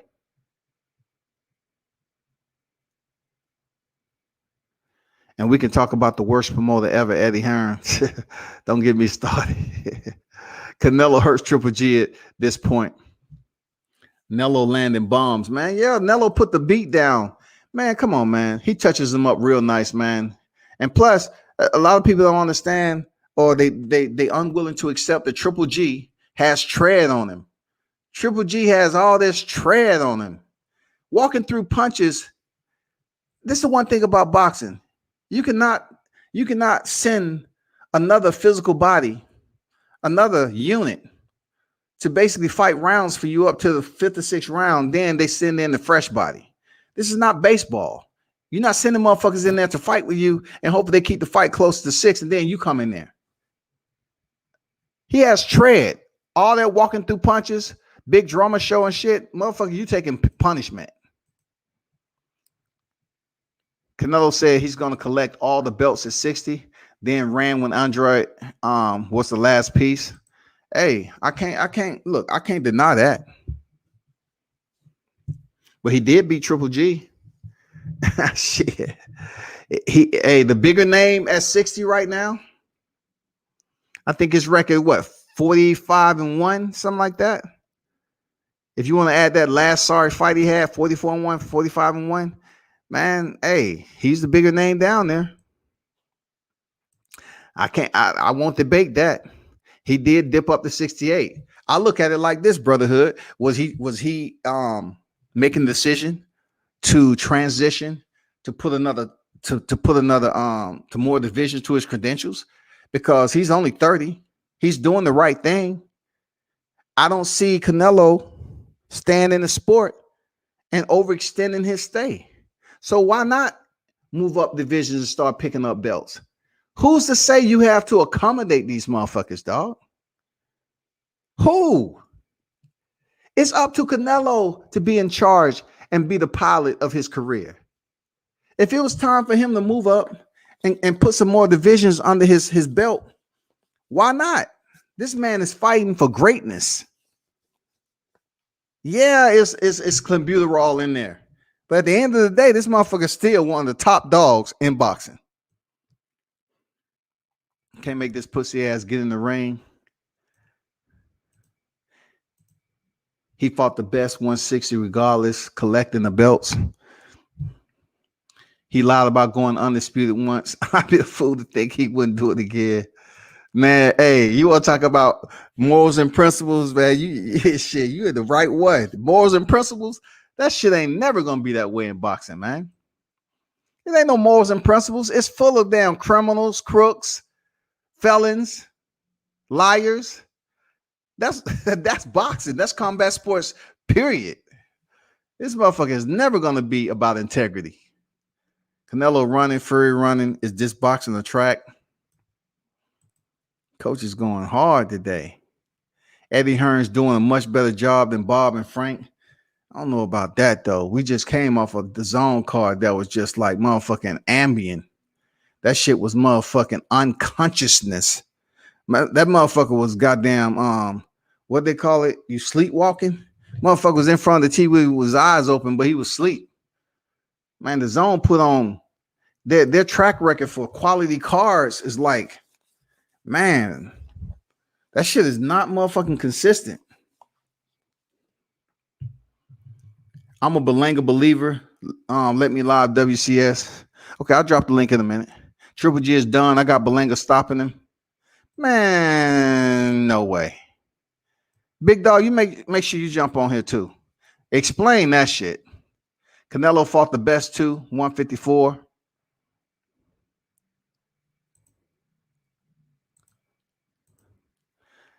Why we still, let me see, Canelo fought, okay, it's logic. Canelo fought the best two 154 pounders at the time, prime trial and Lara, then top 160 in Triple G and Jacobs, now doing it at 68. Can I disagree with you on that? Can I disagree with you on that? But it's just Jacobs. You know, Jacobs did have a strap. Once again, we're talking about the short lineup of big names. You know what I'm saying? Jacobs is a top name, but Jacobs remind me of the Sean Porter and the Danny Garcias, though, man. Caleb and Jake Paul should fight next. Now we ain't talking about that. Caleb and Jake Paul should fight next. One against title shot. Fuck that. Man, stop trolling, bro. Stop trolling, man. He already got 3 belts in the Ring magazine. He damn sure ain't avoiding it. He didn't lie before that, but I believe him now. 168 is sweet, man. Even sweeter than Benavidez. Lost it on the scale. And we must take this in consideration too, is that Benavidez, who has he unified? You know what I'm saying? Who has he unified over there at 168? What has he done outside of becoming a 2-time WBC champion? Like, what else has he lamented? I got Charlo and Benavidez beating PED Canelo. I'll put more so Benavidez. I'm not sold on Charlo because he's not sold on himself in moving up to 168. I respect Charlo and Andrade, but need to step up competition, earn that shot, eliminate the names to evaluate yourselves. Who is that though? Who is that? Hold on 1 second, fellas. Hold on for a minute. Then I'm gonna drop that link.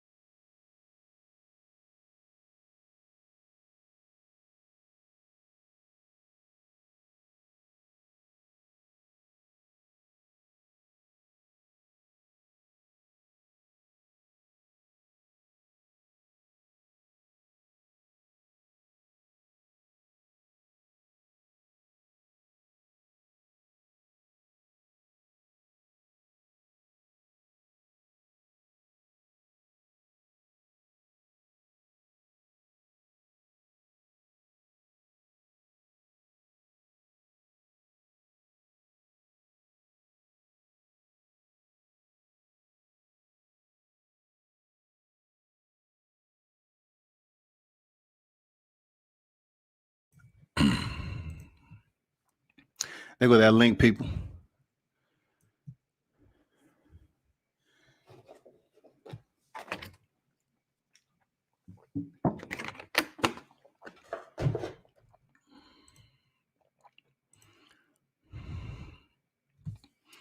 Six Pro in the building. Salute to you.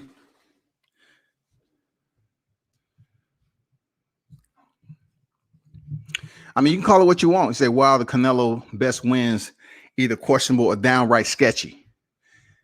Trout, Triple G, man, call him what you want. Their names on his resume. And those names are on the left side of his resume. So they count as something. They have value.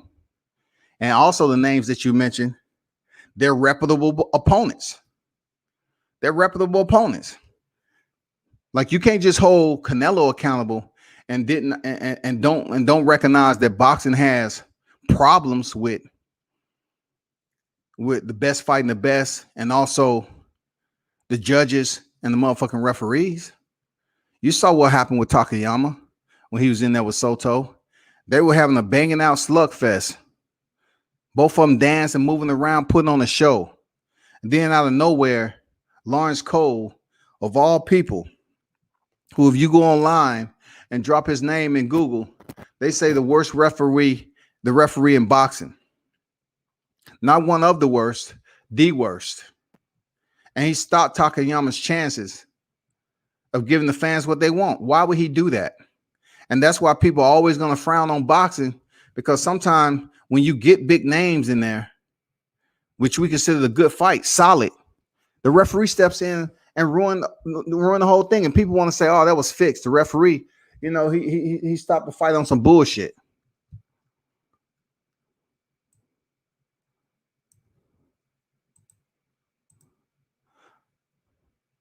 It's literally impossible to step up your competition when nobody respect any middleweight outside the top 5 or 6.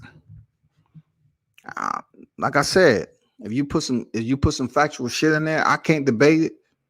I mean, I'm not saying I can't debate it. I'm just saying I won't debate it, because it does get very, very empty. You know, that shit becomes social distancing at the time. You just don't have a solid 1 through 10 of killers. That goes for a lot of divisions in boxing.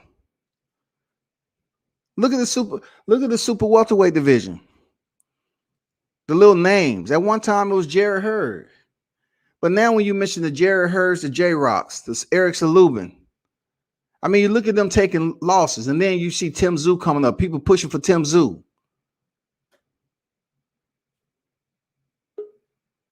You know, that's how people get down, man. The brotherhood is literally, I just read that. At this point, it wouldn't mind Andrade, Charlo, Triple G going after Marauder to unify. Man, Marauder got that email championship, and you haven't heard too much more from him. Shout out to them, 6 Pro. Appreciate the donations. Why the Canelo's biggest win sketchy? You know, I read that already. I appreciate you. And that's a good question, man. Shout out to Brotherhood in the building. What's good, bro? What's up, fam? What's up with you? Talk about this Berlanga, man. Why are you a fan of Berlanga so much? I'm not asking in a sense of it's wrong. I'm just saying what do you like about that fighter? It's 17-0 right now. I've always admitted I'm a sucker for the power. So all my favorite fighters is like guys like Berlanga, Tank. You know what I'm saying? Wilder. Yeah. It's a pretty like, it's set in stone. It's a pattern. If you hitting like that, I'm gonna like you.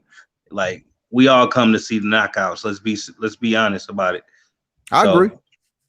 So you know what I'm saying? What's the problem? I don't see a problem with that. So I took a liking to Berlanga. I seen his last fight. I was impressed with the Nicholson performance, because I know Nicholson stay in shape. I know what he brings to the table and stuff like that. I've seen a few of his fights, and I just kind of taking a shot in the dark too at the same time. Like, if him and Triple G did get in the ring, like, I don't think it's going past 3-4 rounds. But I ain't about to say Berlanga gonna just flat out knock him out. But I'm gonna say I don't know who get knocked out. I tell you that. Oh yeah. I'm about to say Somebody get knocked out. Like it's one or the other. That's all I'm gonna say. But I would love to see that fight. The old big puncher versus the new big puncher. Kind of got a little size advantage. Triple G got the experience advantage. He got the age advantage. Triple G got the disadvantage with the age. It's like I think the perfect time to do something like that. Like Triple G is 40. You know what I'm saying? He should be a shell of himself at this point. So it's nah, he kind ain't of a 40 yet, man. safer fight than it sound like on paper. You know what I'm saying? So Yeah, he ain't 40 yet. is Triple G he? I 40? thought he was 39, 40 at this point. I don't think he's 40 yet. I think he is up there, but I don't think he's 40 yet. Triple G, let me look at his age right quick. Yeah, He's 39. Yeah, He's 39, like, so goddamn, he's 40. Yeah, you're right. yeah. He is up there. I thought he was like 38, something like that. But check this out, though. You know, when it comes down to Berlanga having that power, his last fight with Nicholson, man, he had him hurt several times. And maybe it's just been his lack of experience as a fighter when it comes down to it, because it just seems like he didn't have enough adjustments to present that power from a different angle. Like he was inclined to get in close. Let's just say when Nicholson backed up against the ropes and he invited him in, and he would get off that 3 or 4 punch combination. Berlanga will wait till he finished the combination.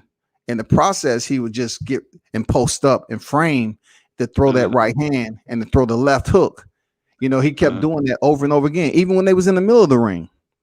Every time, if Nicholson got off on him with some combinations, he sometimes would respond, but he'd pretty much wait till he's finished, and then he would throw the same overhand right, and Nicholson was slipping it a lot.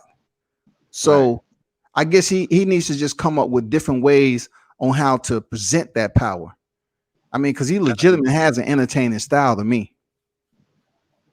And would you, being that it was an 8-round fight, would you say that he proved his power carries late when he knocked him down in the last 10 seconds of the fight or something like that? You know what I'm saying? Like, would that qualify? Since it was technically late, but it's an 8-round fight. You see what I'm saying? So I will have to say it does. Championship round. I'll have to say it does. I have to say, you know, that he has that transferable power. He has legitimate power, Berlanga. He do. Yeah. He has legitimate power. The shit transferred over into the 8th round. You can't just say it was Nicholson.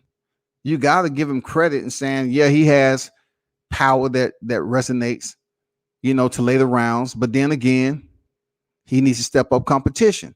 So he really hasn't been in there with somebody who's gonna, you know, go to the body, you know, break him down, press him. You know, we haven't really seen Berlanga box off the back foot yet and see what he likes up against the rope, forcing him to fight on the inside. We don't know. But let me ask you this: who do you think he should fight next? You mean that's already at 168? Yeah.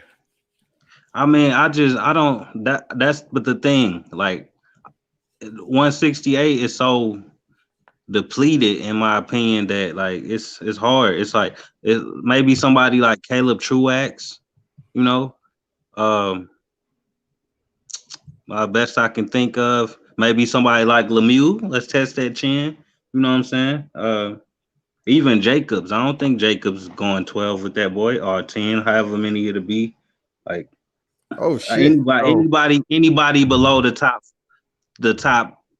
7 or something like that, roughly.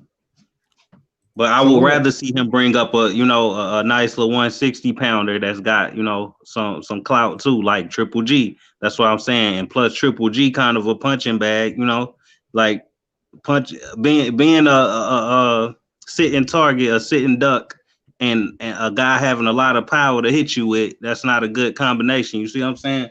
Like, yeah, I'm trying to throw Berlanga a bone. I think it'll make him look greater than he might be. It's just, you know what I'm saying?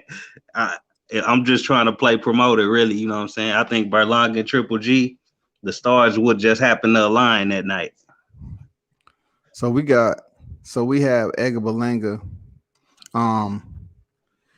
in the WBA. You know, they have him at top 5. Then Oh, they have got him top 5 already. yeah, they have him top 5 already off an opponent that we don't even know where he was ranked. And look at all these names below. Like, look at all these names below. Like, Callum Smith was former champion, and in my opinion, Edgar Berlanga have become close to facing competition. Callum Smith, but Callum Smith, they don't respect him as a motherfucking true champion. But Edgar Berlanga's up there top 5 in front of him though, in the division where he was reigning champion. You got him in front of Anthony Durrell. I don't know. That'll be a tough fight, man. You want to talk about bringing up Triple G? What about Anthony Durrell though? Shit, you right. You right. That's probably even better, to be honest. I just think Triple G. I think he passed it, so I just think that'd be a good look as far as name wise and catching somebody at the right time. But like you, who did you just name? I'm sorry. You said Anthony Durrell, and also Durrell. I like Durrell, and I like Rosado. A Rosado fight, and like I said, Truax. John Ryder, I'll take that because I seen what he could do. Chudanov, I'm cool with that. Brahmer,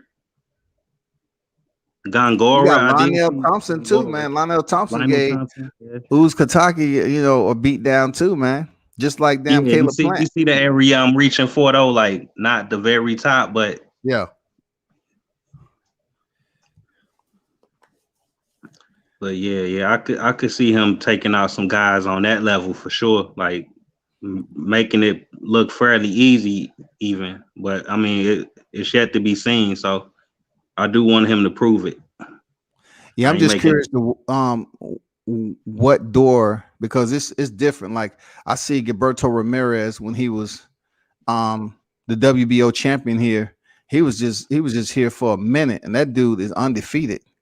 And really nobody know who the fuck he is, but I'm wondering what door they're gonna try to push him through first when it's time for him to get a title shot. Yeah. Which one? I mean, he's ranked the highest in the WBA though. That dude sound fire though. You say he ranked the highest in WBA? Who? Who you say ranked the highest? Edgar Berlanga. I'm just saying Edgar Berlanga right now in his rankings across the board, like he's not ranked. I don't see him ranked in the WBC right now, right? But then if you look at the WBA and then the WBO, I don't even think he even ranked in the IBF. So he technically going after Canelo. Or he could be going after the regular belt, because I don't know if that belt is vacant right now. Probably could be something like that going on. But you got David Morrell. So yeah, I forgot about him. So let me take a look at this, because David Morrell is set to face. Oh, that's the WBA regular. Okay. Yeah. I ain't know he won that. Yep. But he just fought David Morrell. He just fought, I believe. Right. Yep. But yeah, it's like you said, it's a little empty, man, after the top 5. It got some familiar names, like Ryder, Callum Smith, Truax. You have some names. We know these dudes, but I mean, do anybody else? Exactly, man. That's the whole problem. So yeah. That's where I'm at with that, man. I mean, that's your boy. That's cool, man. I like Berlanga, but I think he has to face somebody like Anthony Durrell would be a good fight with him. And he's at 68 right now. Triple G is at 60 still, so that'd be a tough opposition for him to pick up. Anthony Durrell, that'll be a good fight, man. But yeah, that's probably more like a fantasy fight, I guess, like in a perfect world. But Durrell versus Berlanga, that sound fire. that sound even like more realistic too. Because he was doing pretty decent against Benavidez, and I'm saying, man, that should be a tough fight for Berlanga. Mm-hmm. That'd be a tough fight. I think it'll be one of the toughest. Like Durrell will be tougher than Ustadagi, I think, personally. Oh, absolutely, absolutely. So, what do you think about at the 60? Um, I got to ask this about the Charlo brother. Do you believe that Charlo, the only way he's going to get that recognition for stepping up and taking a risk, if he just leaves on the middleweight division, just being the WBC champion, and try to go out here and get a belt at 68, become a 3 division champion? I don't think that's the only way he get his respect, but I do think that is a way. But I think that's at the same time it's a lot to ask for because the man he was kind of just getting started, still at 160. Like he just got there in 2018 or late 2017, I believe. That's not that long for you to be moving up. You know what I'm saying? Like I don't know nobody to stay at a weight class for just only 2 or 3 years when this is. I don't know. I feel like he could make 160 for a while. Yeah, I'm not saying he can't make 160. I'm looking at his age right now and his legacy. That's just like Errol Spence. Errol Spence is up there now. Yeah, I hear you. But what was else I was about to say? I would like to see him like maybe go a wilder type of route. You know what I'm saying? Where like, all right, maybe you fighting guys who people saying they don't know that much, or people might even just call them bums or whatever.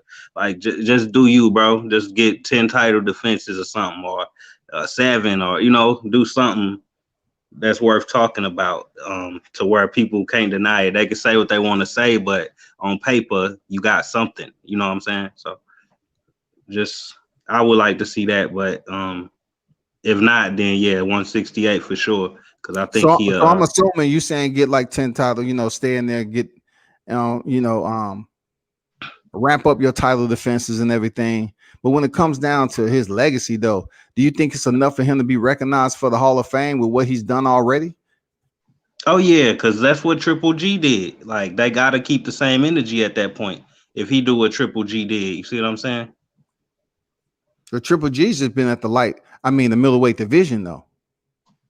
Yeah, that's what I'm saying. He been there for a long time. I'm thinking Charlo could stay there for at least a few more years, rack up some title defenses, and that would be part of his legacy, a huge part of it. Because Gary Russell and Wilder got a lot of respect for that, and I think he would too. And I think that's just a good route to go, so he can control his own career. You know what I'm saying? Take his own route and not deal with the headache and the politics and everything. Because I would like to see him just be more active and just do him and stop waiting for other stuff to develop. Because I like to see him in the ring. But I would like these brothers to start taking control of their career, period, and be in front.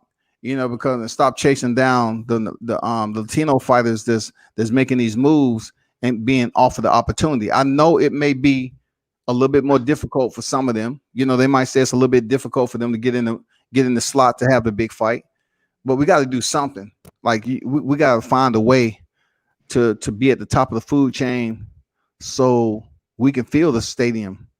You know what I'm saying? Like Canelo. I mean, we just can't wait and try to emulate. We got to set the motherfucking example and lead from the front. And I'm just waiting on that fighter to do that. Like, which one is it going to be? Is it going to be Shakur Stevenson? I mean, is it going to be Haney? I mean, everyone is not going to be able to do what Deontay Wilder and Gary Russell has done, have all these title defenses. But when it comes down to black fighters, primarily the minorities, black fighters, Hispanic fighters, and then you have a European fighter every now and then. But we have black fighters that's at the top of the championship tier, but it's not like people are urgent to want to fight them. And that's where Shakur Stevenson and all these up and coming fighters, they may be able to change that a little bit. Gervonta Davis, if he can stay out of trouble. Right. What do you think about Gervonta Davis, man? His next fight. You think that's a good way for him to scoop up another division? Barrios, yeah. They doing take career perfect, bro. I don't care what nobody say. Like it's so you agree with him picking up a regular belt in every division? Hell yeah, do it. Go ahead, bro. Do your thing. Like I'm not even trying to focus on the belts that much at this point. So I mean, just do your thing. Like, if you fought Mario Barrios and he didn't have a belt, and I saw him fought and I seen what I seen from him, I'd still be okay with it. So I'm cool with it, man. Like, if they what's the biggest knock they have on Tank? He keeps fighting smaller guys, even though all the guys he fighting are mostly towering over him, and he's the smallest guy in his own division, really. But I'll say you want to see him fight a big guy that he giving you what you asking for, and that's what a lot of fighters don't do. So give him his respect. That's all we can do. I think when it comes down to Gervonta, bro, people are always going to look at his out of the ropes activity and his decision making process. And though people want to support the brother 100%, they just always have that little bit of skepticism that he gonna fuck up. Because look at his last hit and run situation. That was coming off what? One of his best performances, coming off a damn good fight. That's becoming a how you put it. That's becoming a habit. You want to talk about Spence and what happened with him after the Sean Porter fight, and then Gervonta coming off his last dominating performance and getting in trouble. That shit, it has to stop, man. Just focus on being in the front, continue to knock motherfuckers out, get the big names on your resume, and so people come out and see you fight. Right. We got to stop fucking up out in motherfucking streets. That's it. Yeah, you're right about that. I mean, once it does start to affect you in the ring at some point, especially when you can't show up to the ring because you're behind bars. So, I mean, yeah, you can only hope. He's been in training camp though. He been training.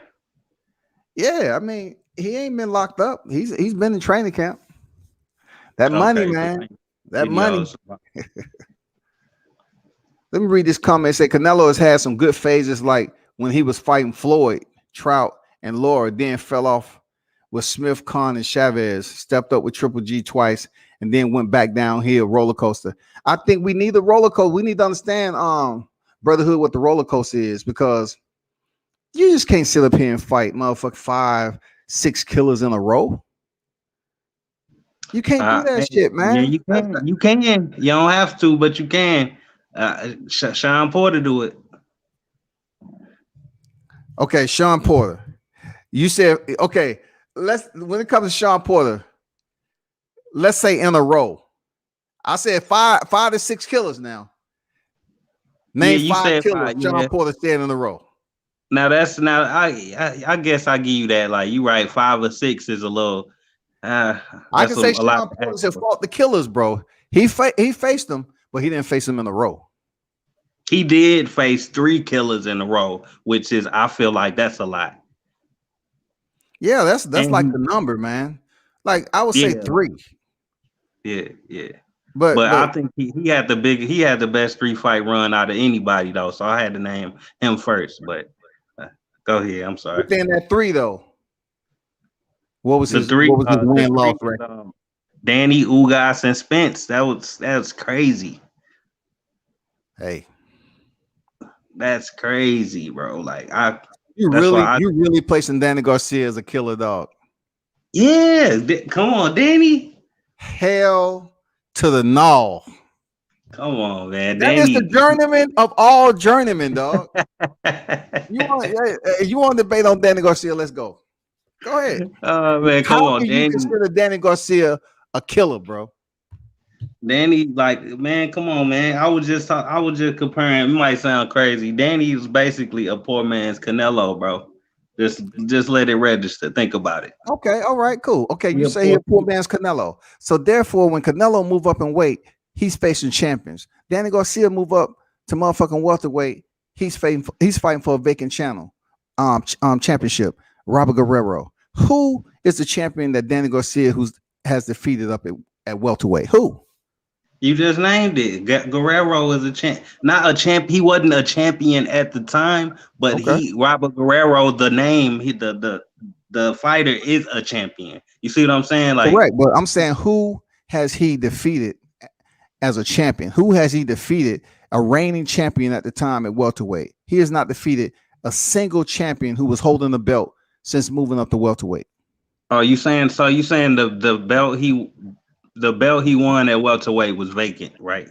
It was the That's WBC. what It you was saying. vacant. Yeah, I'm pretty sure I remember him winning it versus Paulie, I believe, or if not Paulie, Guerrero, one of them Who? two. He faced Robert Guerrero for the vacant WBC title when he moved up to welterweight. And then He he had two fought Paulie. catchweight. He had two catchweight fights, and then he had a championship fight for the vacant WBC title. That's what I'm about to get to. I'm about to answer your question with that because I'm just trying to make sure I got my stuff in order. I don't like to, say the stuff wrong. But when Danny Garcia fought Lamont Peterson, technically he fought a reigning welterweight champion. Technically, because they fought at a catchweight. Yeah, 143. Peterson, no, he was a champion at 140. They fought at a 144 catchweight, but he was a champion. But Danny didn't really get credit for beating a champion when he fought Peterson because both of their belts wasn't on the line, actually. They both were champions. That was actually a unification fight where they threw the belts to the side and said, let's just do a catchweight because we both struggling to make 140. So we two champions fighting. The belts is just, that's actually what fighters should be doing. Fuck the belts. Let's do this, but that's what happened. So you could say he didn't beat a champion when he beat Peterson, but I think you see where I'm going with that. Yeah, I see where you're going. But I'm like, if that was the case when it comes to championship fights, wouldn't everybody be fighting at a catchweight?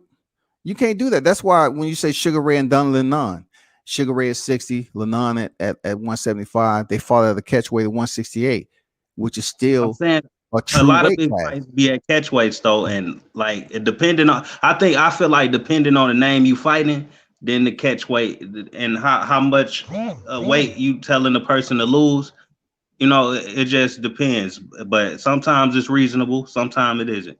I think Danny and Peterson at that point at 144, you know what I'm saying? It wasn't no A-side tactics. It was kind of just a thing to make the fight easier to happen, I guess. Like, I think Danny's saying he was struggling to make 140. Like, but that wasn't a champion. There wasn't a reigning champion at 47, though. It wasn't like when he fought Errol Spence. You know what I'm saying? It wasn't like when he fought Errol Spence, though. When Danny Garcia, Danny Garcia fought at 47, that was for the vacant title, a true 147-pound title. And we all know who that title went to. You say 147-pound title. Yeah, when he fought for the WBC vacant against Robert Guerrero. I think he defended it once and then he lost it. No, I think he defended it a few times. I think he beat Guerrero. I think he beat Paulie. Yeah, he beat Guerrero to win it. Yeah, that's what I'm saying. He got the belt from Guerrero. He beat Paulie afterwards, and then he beat Samuel Vargas, and then he fought Keith Thurman. So I think he had two defenses, if that means anything. But that's what I'm saying. He barely defended, but he did win it. But he has stepped in there. He lost against Keith Thurman. No, that soccer fight, you can get on him about the soccer fight. I'll give you that. That was like a 142 catchweight or something like that? Jesus, man. That was, everything was wrong about that fight, man. Yep. I don't know what to say. But that was his lowest point, probably. But I'm still looking for the killers. Look, what we can't say is Danny Garcia's resume isn't one of the most solid resumes at 147, though. I agree. He does have a solid resume. But when you got me on that technicality that he ain't beat a champion at 147. So yes, but at the same time, I think his resume as a whole kind of makes up for anything he lacks. Because obviously he ain't got no problem trying to fight the best. That's obvious to everybody. So let me ask you this: who do you consider better in their boxing career, Danny Garcia or Sean Porter? Oh my God! Don't do this to me, bro. Sean Porter, we already know what titles he picked up. That's the hardest question I've been faced with. That's hella hard, bro. That might, you know what? I actually got to say Danny Garcia because he unified, and I think his resume might be just a little deeper than Porter's. But I think Porter's wins, I think he got like what do you call it, like higher highs on his resume, but like the high points on his resume just look better. He got better big wins, like beating Ugas, Danny Garcia, and he got Broner, Devin Alexander, like them four real solid wins right there. Yeah. And Danny best win can't compete with no Ugas or himself, obviously. You know what I'm saying? His best win can't compete with himself. Like, right. So that's a wash. I guess Porter got that one. Like, I just always ask that because when it comes down to Errol Spence, people people put that glow to his resume when it comes to him just defeating Danny Garcia and being he did defeat Sean Porter. So always in comparison to Errol Spence and Terrence Crawford when it comes to the welterweight. That's why I asked that question. Who do you consider better, Danny Garcia, Sean Porter? Because at welterweight, Sean Porter, we can agree, has did much better than Danny Garcia. Yeah, but look, I got another twist for you. I really do think that Danny edged that fight with Porter, but it was so close that I'm not gonna take credit away from Porter. That's why it's so hard to answer that question, because I kind of think Danny beat Porter, but Porter, I respect Porter so much that I don't want to take credit away from him for doing fighting them three killers in a row. Like, I don't know, it's hard to answer that, but it's tough. That's how that division is. It's so close at the top that it's just hard to figure it out. That's why I just want to see all them fight each other.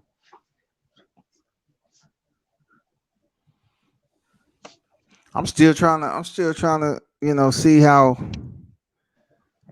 I don't know, man. Like, I look at Sean Porter in the welterweight division. He's lost the big fights, his biggest fights in the welterweight division. You know what I'm saying? But yet he's been in there with the best opposition. He's been in there with the best opposition in welterweight. Yeah. He's been in there with the Kell Brook. He lost. He tried to defend his title. He's been in there with the Keith Thurmans. You know what I'm saying? He's been with Danny Garcia's, Errol Spence, Udina's Ugas. I don't know what the fuck he was doing with Ugas. I think he was just fighting to the level of his opposition, just like he did Sebastian Formella. I mean, I really think if we would have got the Sean Porter who fought Adrian Granados, Adrian Broner, Errol Spence, I think he would have stopped Udina's Ugas potentially, or Sebastian Formella. I don't know. I think he was working on some things. Yeah, he might have been working on some skill, something like that, just moving around. Because he had a field day with Sebastian Formella. He could have stopped that dude whenever. Hey, he looked great to me. I ain't gonna lie. Like, yeah, he did. He's as he should, but he just did. Like, I liked it, but I think Ben looked even better though, even versus that same dude. Are you totally sold on Danny Garcia moving up to 54 after getting his ass beat at 47? I'm one of the few that's with that move. I don't think he's the smallest welterweight in the world. I think he could move up and fill out. He might not be the tallest, but he won't be like the skinniest for sure. And I think he could beat like the same area I said Berlanga should be fighting in. I think Danny could move right up to that, like not the top 7 guys, but anybody under that. You know what I'm saying? I think it could be interesting. I said he should fight somebody like who did I say? Maybe Laura. Well, no, that's kind of Laura's at 60 now. Oh yeah, he did just win that regular belt, so that's dead. I think Laura whooped Danny's ass too. You think so? Yeah, he don't deal with that footwork good, but Laura is old too, so yeah. Who knows with that? But I think Charles Conwell might get sitting down there out the top 10 a little bit. You got Charles Conwell out of Soul City up there. Toledo. What about Brandon Adams versus Danny Garcia look like? Oh, that'd be a good fight. I like that fight. Stylistically and Brandon and look, Adams just earning that knockout in his last fight. That'd be a good name right there. That'd be the fight. Style for Yeah, style, they match up nice. See, I like that. Something like that. That match up nice. I wonder if Team Garcia is even considering a name like Brandon Adams. Are they trying to go for a more popular name? Because style for style, that's a good matchup. Yeah. Or I even like Jesse Vargas because he been fighting at 154 just every now and then. I like that as a first introduction to 154 since it ain't too much, you know what I'm saying? And they both kind of at an even playing field, both former champions at 147, you know. It's just when it Jesse comes to Vargas, Jesse Vargas, they both never been stopped. They both got a chance to do something that True. nobody ever did, knock each other out. True. But would Jesse Vargas even, like put forth and give us that shock value to think he's going to stop Danny Garcia? I don't know, man. Like just like with Adrian Broner, he kept doing the same thing over and over again. He was going to the body. He really didn't open up and just try to stop Adrian. And then when he fought Mikey Garcia, man. I was like, man, nobody remember that fight. Oh, you mean Jesse? I thought Jesse it was a good showing. I don't think he like in his prime or anything, but I think it was a good showing for the punishment he's taken up until this point. But it wasn't all too great. That's what I'm saying though. He should be something like a gatekeeper at this point at 147 or 154. But Brandon Allen's right now, man, that name, I know he ain't ready for no Tim Tszyu. I mean, it's hard to say what Danny ain't ready for because he is a two-weight champion. So, right. But he is moving up to 47. And you got the J-Rocks, the Herds. That's what a lot of people been talking about, some familiar names who've had titles. I know Lubin is waiting for his title shot. He's just trying to see what Jamel, when Jamel gets this damn WBO title, is he going to get his rematch? Do you think he gets a rematch? Lubin? Yeah. Oh no, I don't think he making it to the rematch, unfortunately. Oh shit. Okay. Unfortunately, and I love stopped. Lubin. I'm saying this, but I just don't think why is he fighting Rosario, man? Of all people, he ain't got nothing. Opponent, a male. He ain't got nothing to lose, man. I mean, it's a common opponent though. Former unified champion. I'm just saying it because I like Lubin. I want to see him get back to that point. So, but I know why they fighting it. It makes sense, but it make all the sense in the world. I'm just saying why, like of all people, it's kind of I don't want to see both of them lose. You know what I'm saying? But I don't think he making it past that fight. I just want to keep it short. I don't think he gonna beat Rosario. So you think Rosario is fully recovered from percolating off his back from a jab? You know what I'm saying? He's fully recovered from goddamn convulsing on the deck, and he's gonna go in here. It might be possible for him to step in there with Lubin and shine because look at the shit Goucher did.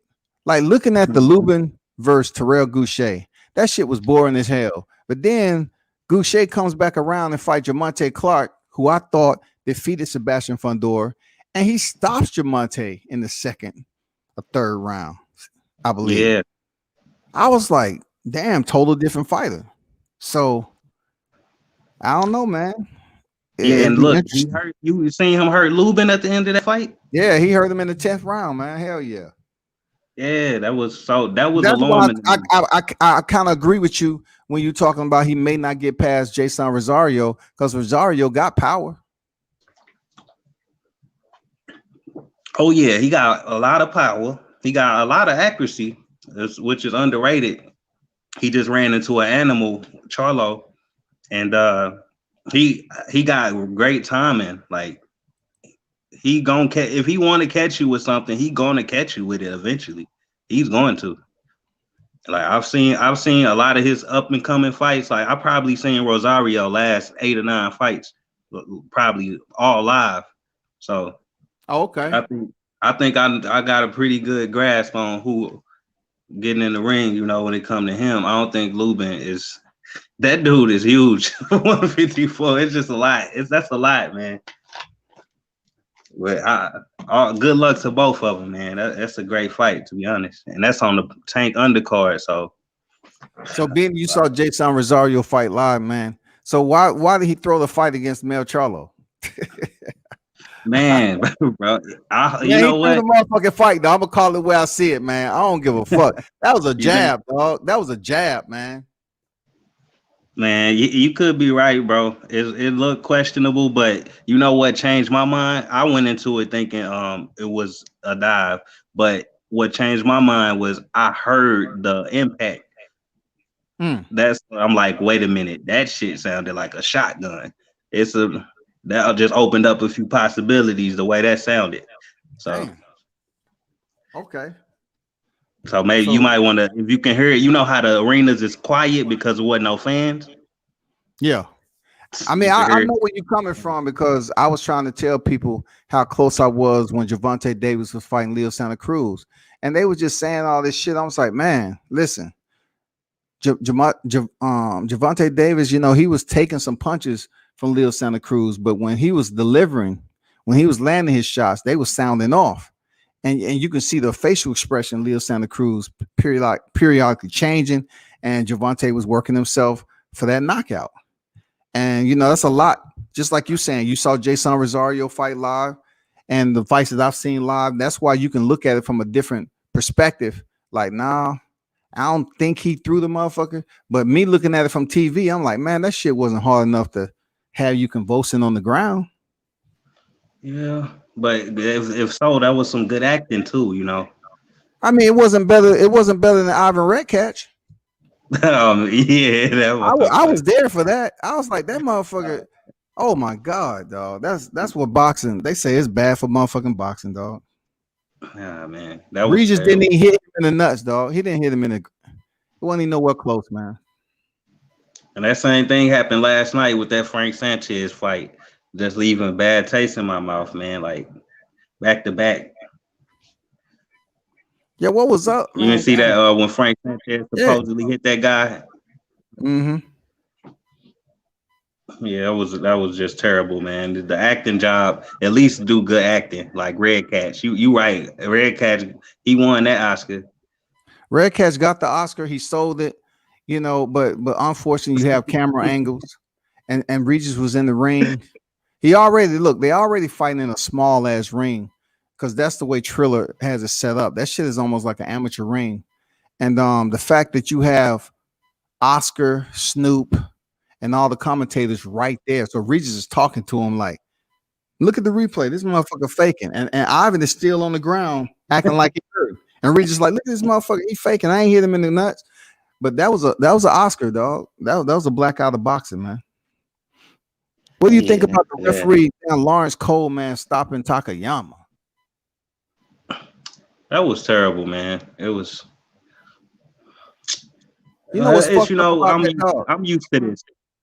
I'm used to this, unfortunately. It's just a lot of fights get stopped early, it seems, on the zones, it seems. But it is what it is. You know what's crazy? When I took a picture, I was in Texas, man. I happened to run across. I said, "Oh shit, let me get a picture with Cole, man."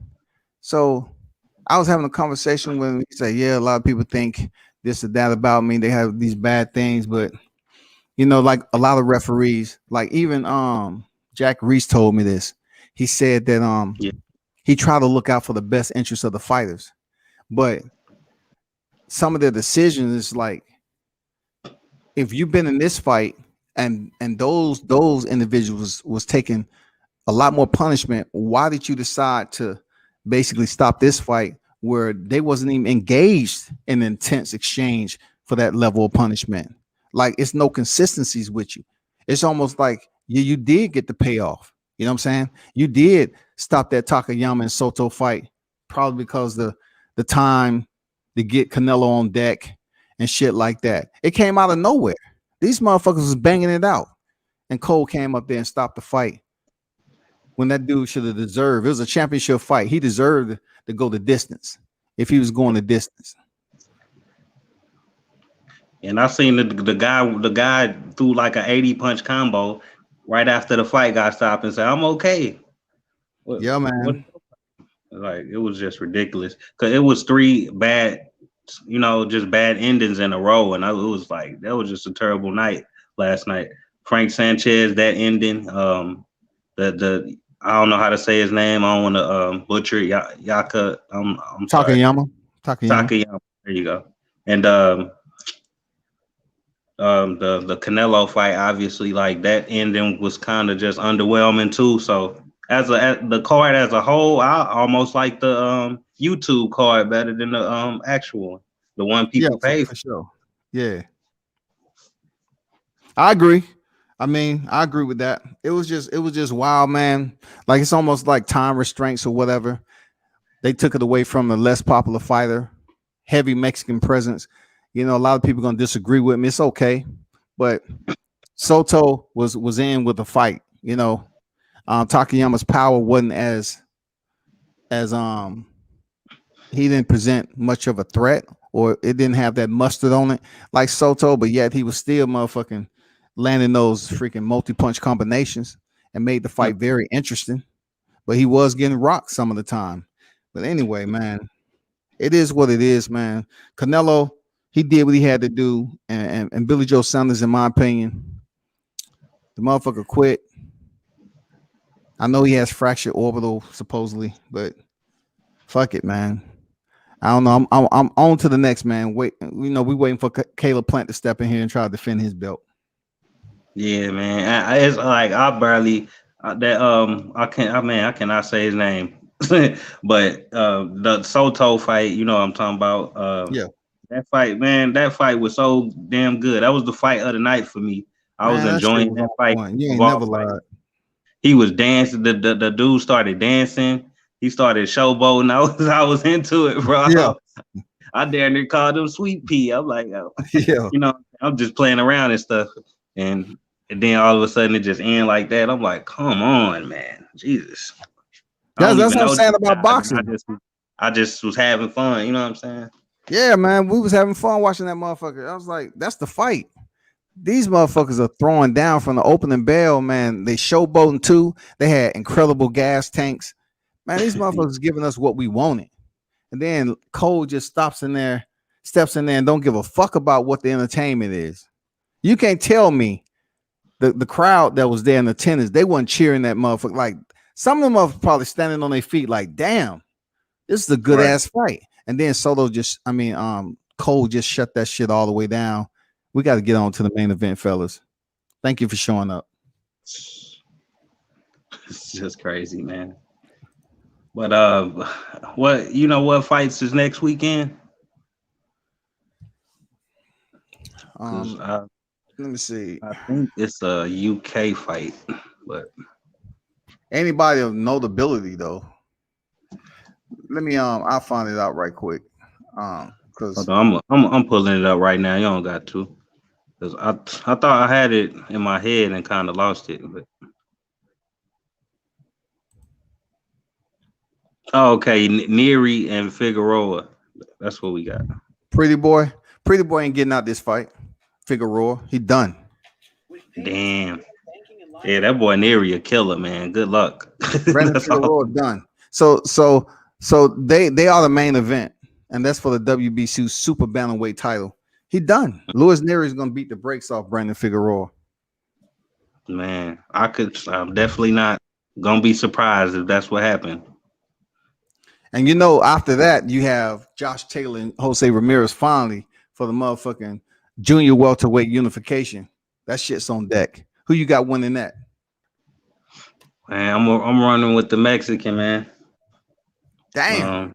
Mexican. On it? I think Josh Taylor gonna take it. Mexico versus UK. You see how it's been going lately? It's been a pattern. Yeah, man. Mexican fighters been ruling right now, man. They've been got down. Besides Leo Santa Cruz now. Shit. Right. Yeah. Besides Leo Santa Cruz, but the Mexicans, they've been winning, man. Oscar Valdez knocking the fuck out of Miguel Burchell. It's just too much out there, man. Yeah, and I think Josh Taylor takes it though, man. Yeah, I mean, you know what? I think Josh Taylor got the better wins. So based on resume alone, I think Taylor should be the favorite. And Ramirez, that he didn't look great in his last fight, but I don't think he looked as bad as people were saying too. They were saying Postal might have outboxed him, but Yeah. I ain't see it. I didn't see it. I seen Ramirez win, just not in. It just wasn't perfect. It was a little sloppy. Yeah, I think he won, no doubt about it. I think he won. Looking at that fight, even though Postal did what he had to do, he fought a damn good fight. It was competitive, but at the end of the day, I truly believe that Josh Taylor, man, coming off. I mean, I can't even say Kung Sung is a fight I won't even mention because both of them had the same record, obviously different level of opposition, and he goddamn stopped that dude early. So I'm just going with the momentum Josh Taylor has right now, man. I hear you. That's definitely not a bad pick. I'm just I guess I think Josh Taylor. You see how he can fight on his back foot. I've seen him do it versus O'Hara Davies. Yeah, And when he fighting nowadays, it's like he's going out of his way to bang with everybody. Like I think he did it with Baranchik in a way. Like he was a little cautious, but he was still in the pocket. And then Regis Prograis, he just went all out war. Like I'm Mexican tonight. So yeah, if that's gonna be your approach to this Ramirez fight, you're gonna meet a real Mexican. And he's gonna show you how they actually get down. So yeah, it absolutely. just depending on his game plan. If he fight on the back foot, I'm favoring him. If he do what I've been seeing him do, like just try to walk people down, hey, it's gonna be a long night, bro. But good luck to both of them. Yeah, good luck to the both of them. I'm not going heavy against one than the other. Real talk. This is one of these matchups where it's for undisputed, man. So at the end of the day, I just don't want no controversy. I don't want no bullshit. I don't want none of that. Damn Lawrence Right. Cole stepping in, stopping the fight, giving it. No, I want a full motherfucking fight. Somebody gets stopped, they get stopped. They go the distance, go to the scorecards. I don't want no Atlanta Bird, a wide ass margin for one fighter when it's not that. You feel me? Like that's where I'm at with it. Yeah, no controversy. Just give us one. Just give us one, man. No controversy, none of that weirdo stuff. Like Yeah. please, no headbutt ending or nothing like that, or rematch. And just please let it go like it's supposed to go. Somebody win, it's fair, the right guy won. End of story. We got an undisputed guy. Everybody can respect it. It's perfect, you know what I'm saying? Perfect, what you call it, fairy tale ending or whatever. D Hodges in the building. What's good? Cue the gods. Salute to you. When have Sean Porter did that in a row? Yeah, Sean Porter, he hasn't fought extensive amount of killers, but they respect him for stepping up to the hard, the hard fights, so to speak. Even though he comes up short, he has came up short. Sean Porter, he goes in there and do what Sean Porter does, man. You know what I'm saying? Danny wasn't struggling to make weight. He was running from Victor Post. Cue the God coming here dropping shit, boy. I hear Man, come on, y'all gotta stop that, Danny. Come on. I ain't picking Post all over Danny at any weight. I think Danny Sean Porter fight was a draw. No, I don't think it was a draw, man. Shit, I think Sean Porter did just enough because Danny Garcia was waiting around too much, man. Like Sean Porter was the one that came out and switched it up more so. Danny Garcia did what he does. He was trying for the counter punch. He landed the right hand. Sean Porter took it, and it wasn't really nothing much left to the damn fight. Ugas ain't nobody. The AB win was better. Dion Washington in the building. Salute my brother. What's good? Sean Porter has been on Murderer's Row the last 7 to 10 fight. I don't know, Dion. You have to jump on here and tell me what the Murderer's Row is, bro. Like, what's the Murderer's Row? Yeah, it's been tough. It's been rough, bro. Like I think a lot of the people he fought have either been former champions or current. Yeah, I mean they've been, but 7 to 10. I don't know about the 7 to 10 though. I don't know, man. Berto, Granados, Thurman, Garcia, Spence, Ugas, Just off the top of the head, so I can give you. Yeah. But Ugas, Murderers Row, Brotherhood. Come on now. And welterweight, There's certain standards you have to be held to, bro. Ugas, bro. Hell no. Ugas is an improved. Adrian Come on. Granados. Ugas is an improved fighter at 147. You got to give him what he improved in his email skills, his inbox. I can tell you that. Motherfucker checking his inbox. You have 2 unread messages. Vesputin has tested positive, so we're gonna move you into that slot. And then, goddamn it, for the next belt, Pacquiao's in recess for whatever shit he got going on. So we're gonna elevate you to the super titleist WBA. That's all right. Come on, man. I don't like it. It's ugly, but I think he did. I think Abel Ramos, who he beat for the title, was underrated and worthy of getting a championship for. Because I think he real underrated. He a dangerous fighter. But I mean, for the regular title, that made sense. But for the full title, Ramos, no, hell no. I don't know. He just improved that shit to me. Now he about to step in there with Errol Spence, which is fucked up because everybody's just like saying, yeah, they allowed you to get the title, but will you be respected after just because you stepped in there with Errol Spence? And get and you lose it because not too many people looking at him to go in there and shock Spence. Yeah, just make it a tough fight, probably. But I think, man, I think a few people in the top 5 could beat Ugas. To be honest, though, like I respect him, but I think Danny could beat him right now. I know you ain't high on him, but I'm just showing you what I think. I don't think too highly of Ugas, though I respect him. You think Danny can beat Ugas? I'm not too far off to the left on that. I mean, it's a possibility, man. You know, it's a possibility. It is, right? Yeah. It's a possibility for Danny to go in there and shine against Ugas. Because I'm definitely not high on Ugas. I'm not yet. Right. He's a nice dude. Every time I see him in person, he cool. But goddamn it, when he in the ring, I'm just like, I'm looking for the next level. Right. Yeah, he's so weird in the ring. It's like this dude is all action and boring at the same time. It's like, what the fuck is going on here? Like he walking them down, but there's something missing here. Like he got one of the baddest chick in the game, though. I ain't gonna lie. He got one of the baddest. I seen her 2 feet away. He got one of the baddest chick in the game. That's all. I don't know if that's his wife or whatever, but goddamn it, I don't know if there's another boxer out there that can compare. You know, so I give him motherfucking 5 points on that shit when it comes to supporting him as a fighter. Dion said, right, that might get him into the Hall of Fame. You never know. For real, seriously, man, this girl bad. Let me see. Dion said I didn't count Bone Ugas and Famela. Pac-Man should have been outright stripped. Yeah, he should have. He wasn't doing shit with it. But you know, when you put in as much work as Pac-Man, and you have a country that's been supporting you forever, even though you got knocked out early in your career, you know, nobody even talks about the amount of losses Pacquiao has. They just look at the amount of divisions he's able to accomplish in his career.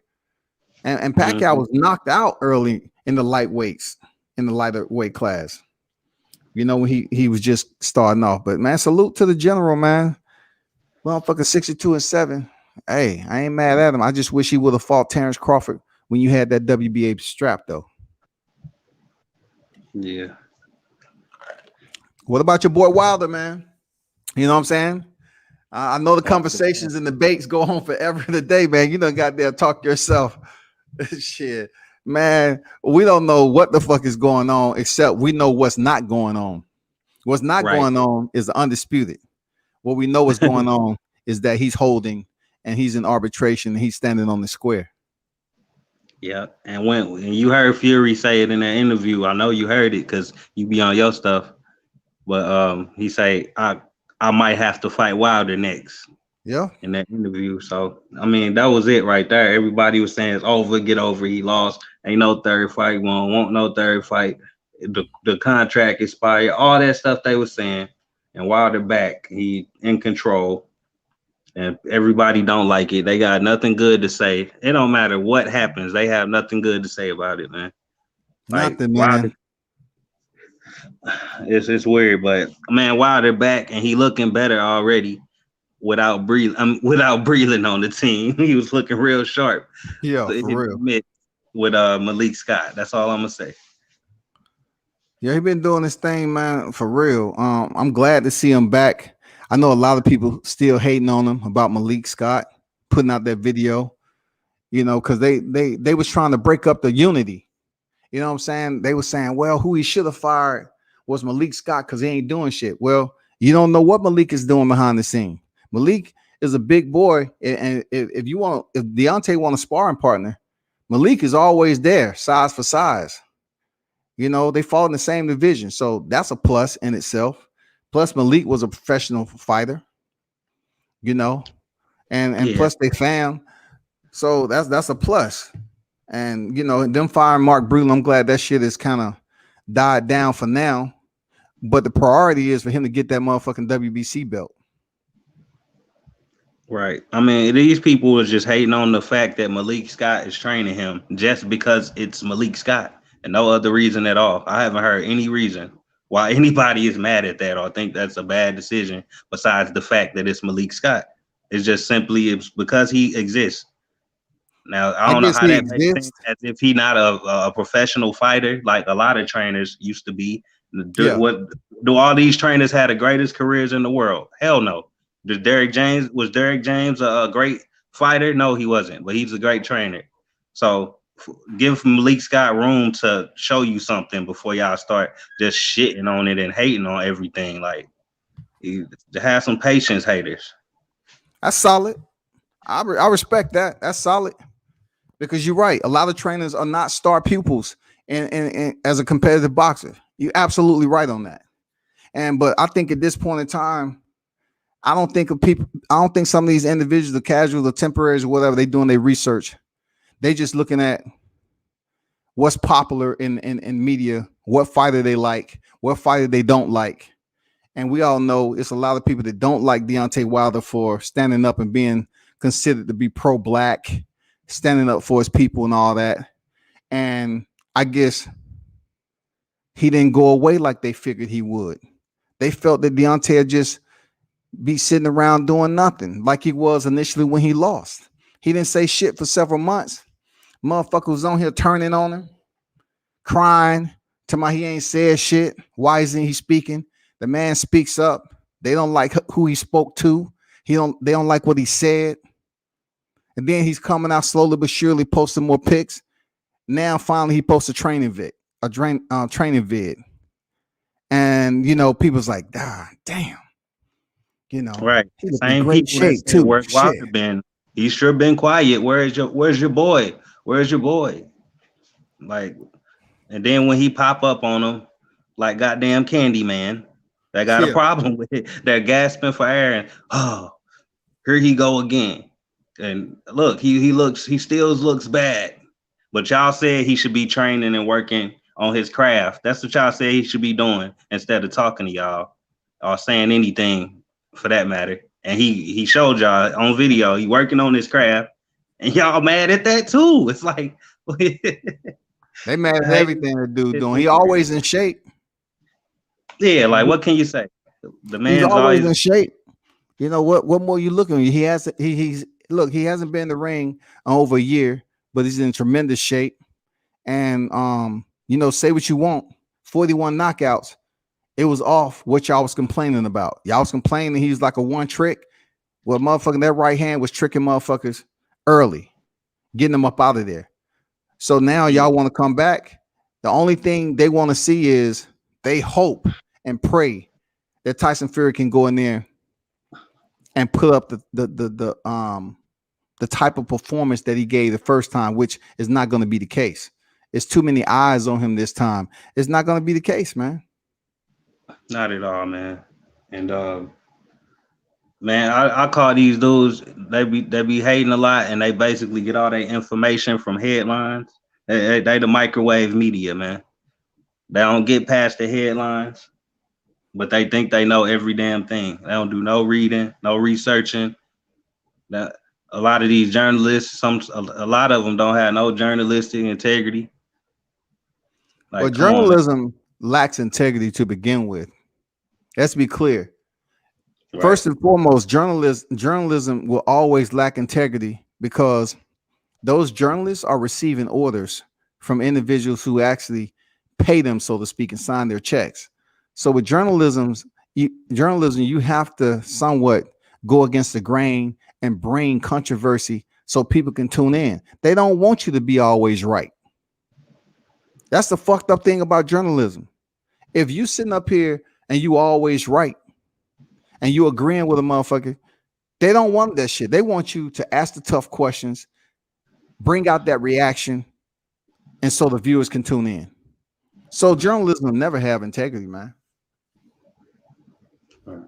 Yeah. You can see it here on YouTube. You know, motherfuckers be putting thumbnails and titles up there as if they can't even put a question mark. They'll say Deontay Wilder is fighting Luis Ortiz.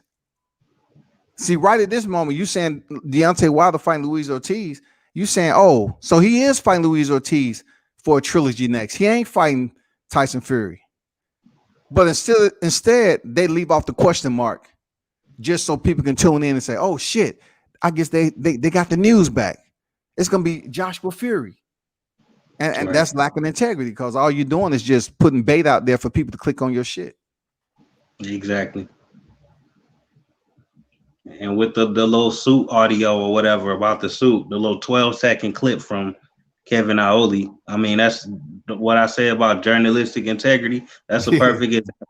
You drop a 12-second clip that came out of what I know to be a 15-minute interview from what I was told, and you acting like you just put out something with context.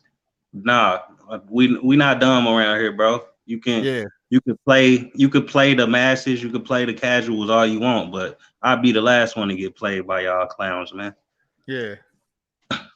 Yeah, you're right about that, man. I met him. I spoke to him once, man. Motherfucker didn't say shit back. I was like 2 feet away from him. I said, "What's up, Kevin? How you doing?" That motherfucker didn't say shit. And then, you know, I said, "All right, cool. Now I understand. You know, you are a true asshole." Right. He just looked like he want a motherfucker just look like exactly what he is. He looked like an asshole. He is one. Like just everything he do resembles that. Like you actually living what your purpose in life was, bro. To be an asshole for real. Yeah, you know, it is what it is. You got plenty of those out there. And like evolve into a actual asshole over time or something. Like who knows? But I could see it a mile away, man. I could see evil from a mile away. I'll tell you that. And my last question, man. Give me your honest assessment, man. You know, as a boxing head, bro.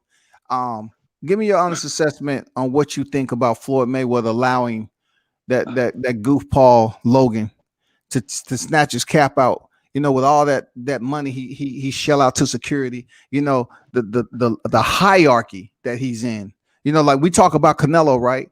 I don't see anybody doing that to Canelo if he would have had a hat on his head. I just don't see it. But with Floyd coming back, trying to bring attention to his fight, being a retired boxer, I just don't like him being in that position where you see a YouTube dude snatch his hat off and he going around talking about he'll kill a motherfucker. I think it just brings him a level beneath where he's at in, you know, his boxing royalty. He shouldn't be in those situations. So my question is, you like, do you frown upon Floyd Mayweather coming back fighting a goofball? You know what I'm saying? That's 0-1 right now. He's not a Conor McGregor. Conor McGregor had 2 titles, 2 different divisions, but Logan Paul is not considered a true boxer. So for Floyd to come back and fight this motherfucker just off the momentum of his brother Jake Paul, who we can put in the same, you know, category. He ain't fought no true boxers. And what do you think about this fight, man? You think it's ill-advised, or is it go get the bag?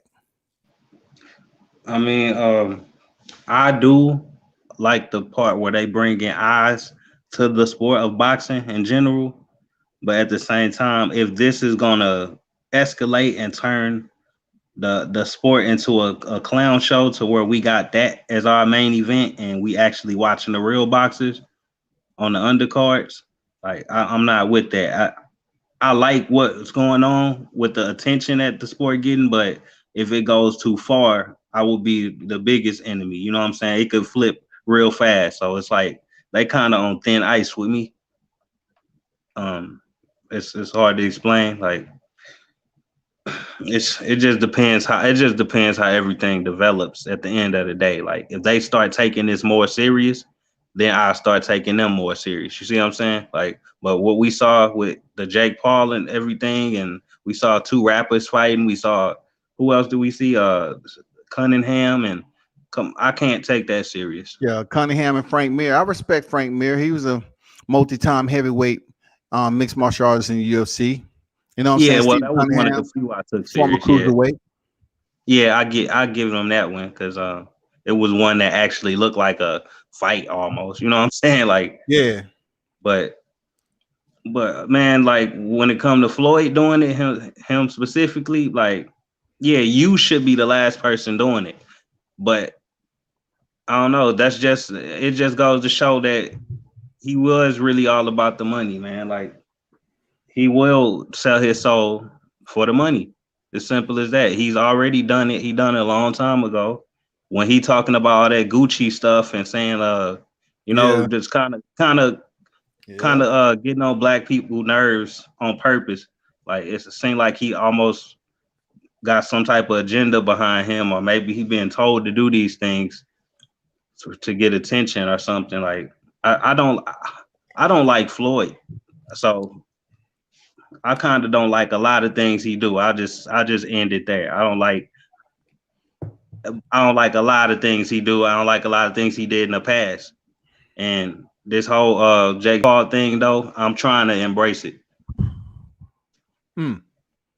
Okay. I mean, I respect where you coming from with that shit. I mean, you didn't say too much. Not too much. You didn't say anything that was entirely fucked up off the way I'm thinking about it. I agree with you on him selling himself. He did go against a lot of shit, even where he from. Like, I know when they was going through their water crisis, he said them motherfuckers didn't do shit for me. And then when the Gucci shit came out, he came in there wearing Gucci. You know what I'm saying? And he really don't care what his people think, because when you hear Floyd talk about it, Floyd say some of the most hate he ever received is from his own people. And I understand where he coming from, but right now you're one of the boxing greats, and you letting a YouTube goofball come over there just because he's coming off a win over a mixed martial artist who had hip replacement. You allow him to snatch your hat, and you running around getting physical with a dude that's not even on your level. He has never been on your level.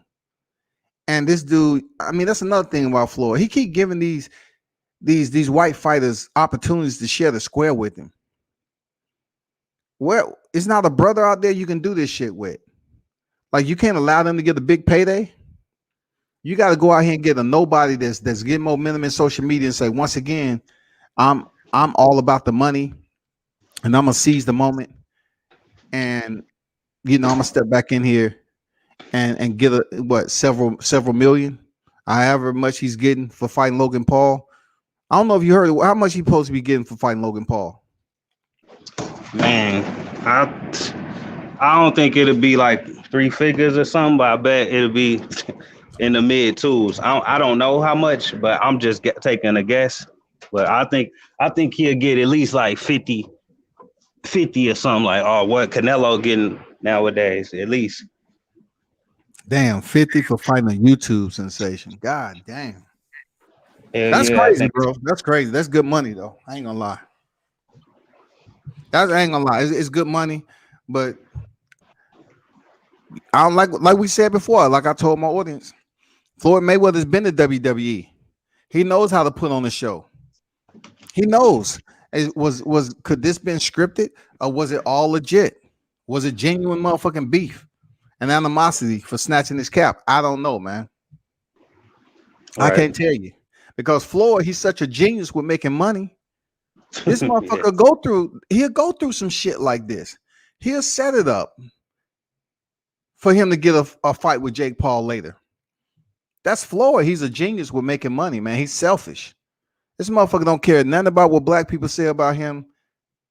That's why, I'm like, I don't know how to. I ask the boxers, and the boxers tell me they don't give a fuck. Get the bag. So I just digressed. I fell back. I said, fuck it. I'm not gonna put too much in mind the way I feel about it. I think it's fucked up. But when I'm asking like 15, 20 boxers, and all them giving me the answer like, no, it ain't fucked up. It's bringing light to the sport, just like you said. So I'm gonna leave it at that, man. It is what it is. Yeah, but that's what I'm saying. It could be bringing light to the sport and be bad at the same time, though. So if it get to that point, then that's when I'm not with it. I don't care how much attention is getting or giving this whole sport. Like then they can go on with it. Like if they start like with the streaming, they trying to like take down streaming sites. It seems like they just trying to take over everything. Like they gonna start buying. They gonna start buying. Like they bought the Teofimo Lopez fight and Cambosos fight and sold it to us. They about to sell it to us for a higher price than what we would have paid for it on ESPN Plus for $4.99, $5.99. That's not a good thing for the consumer. I hope people know that. But they all sell it. Which get your money, Lopez. Like, I'm not hating on that. I'm just saying, as a consumer, you don't look forward to paying more money for something. Boxing is a business first, man. Oh yeah. So they're gonna sell us the fight, triple the price, quadruple the price. Hey, that's the doors that boxing is always left open for the consumer to get fucked over. That's what they do, man. It's so many avenues where this shit can happen at this stage in the game. Is going down, and we already know boxing is a business first. So I ain't really mad at T.O. for allowing Triller to win the purse bid and sell this PPV for a high ass price. I mean, this is for a mandatory. And the reason why I can't complain about it because Floyd's coming back fighting Tenshin Nashikawa for $9 million. He's coming back. He fought Conor McGregor, and that shit is in the top 2 all-time PPVs buys for boxing. And Conor McGregor, that was his first professional fight. Unbelievable. Another reason why I'm not the biggest fan of Floyd, you just gave an example of a perfect example. He's setting the bar low. Like when you do stuff and you the best, you the face of boxing, and other people just gonna mimic what you do, and then they gonna say, well, Floyd did it, ain't he the greatest? So when I do it, you better call me the greatest too. You know what I'm saying? Yeah. And that's just what he turned boxing into. That's why we got, Canelo making some funny moves lately. The more power he get, the weirder things get. Like the PDs, the franchise belt, just catch weights, rehydration clauses, don't hit me too hard clauses. Like, come on, what is it gonna be next? You know what I'm saying? So that's what Floyd opened the door for too. So another reason why I'm not his biggest fan. I feel you on that. The don't hit me too hard clause. Got it. Oh yeah, that was that special, man. Yeah, no body shot clause. That was that Triple G special right there. I pick up on all that. I ain't see Triple G throw one body shot in a whole 24 rounds. You ain't never lied, and that's why I brought it up. I'm like, man, come on, Triple G, you headhunting like that, dog. Come on, bro. Anyway, right. He sure hit Brooke with some left hooks to the body, but hell yeah, he didn't care. Right. and Daniel Jacobs, he lit up Daniel Jacobs too, man. Oh yeah, he hit him with some bombs too, and Derevchenko. Everybody but Canelo. All of the one guy just all of a sudden you ain't that aggressive with him like you was. Like you You decided, you say, come on, fight me, come forward, and then you go backwards. Like, what the hell is going on? Abel Sanchez in your ear talking about Mexican style, and you got down start, listen to Michael Jackson Thriller. You moonwalking the whole fight. Goddamn Canelo walking you down, somewhat like he was doing with Billy Joe. I'm like, but you've been screaming Mexican style, motherfucker. Like, come on. Exactly. He did that with Triple G and ran around. I ain't scared of you or none of that. Man, Canelo, he showed he showed a whole lot of emotions in that first Triple G fight. I'll just leave it at that. Yeah. But but yeah, I don't want to hold you too long. I think you was about to wrap it up, weren't you? Yeah, I'm about to wrap it up, man. Any final words of your audience out there, man? Appreciate you pulling up. This is the one and only Brotherhood, man. Any final words you got to say to your audience out there, bro? Yeah, if any of y'all subscribe to my old channel, I got a new channel now, same name, The Brotherhood. Just subscribe to the new channel. I had to start over. Got to delete it for some copyright strikes, community guideline stuff. Y'all know how conspiracy. That's when you name your name, because the Brotherhood and conspiracy. Yeah. I had changed. Oh, that was you. Changed it for a bit. Okay. Yeah, that was me. That was the same page I'm on now. I just changed the name for it, but yeah, thanks for having me on. I just wanted to tell people I got the new page, so everybody subscribe if y'all want to show some love. So you had to start over from scratch when they do that or not? They deleted my original page. It had 3.5 or 3.6K subs because the stuff I talk about is kind of like just borderline for YouTube. So. Oh, okay. I got you. All right. Yeah. Pulling up, man. Y'all go check him out. Subscribe to his channel, man. The Brotherhood was in the building. All right, fam. All right. No. Everyone who's pulled up, appreciate you. Mitt say I'm all for the guns down, glove up shit. Yeah, I am too, man. Especially when it's on Triller and you got De La Hoya up there fucked up.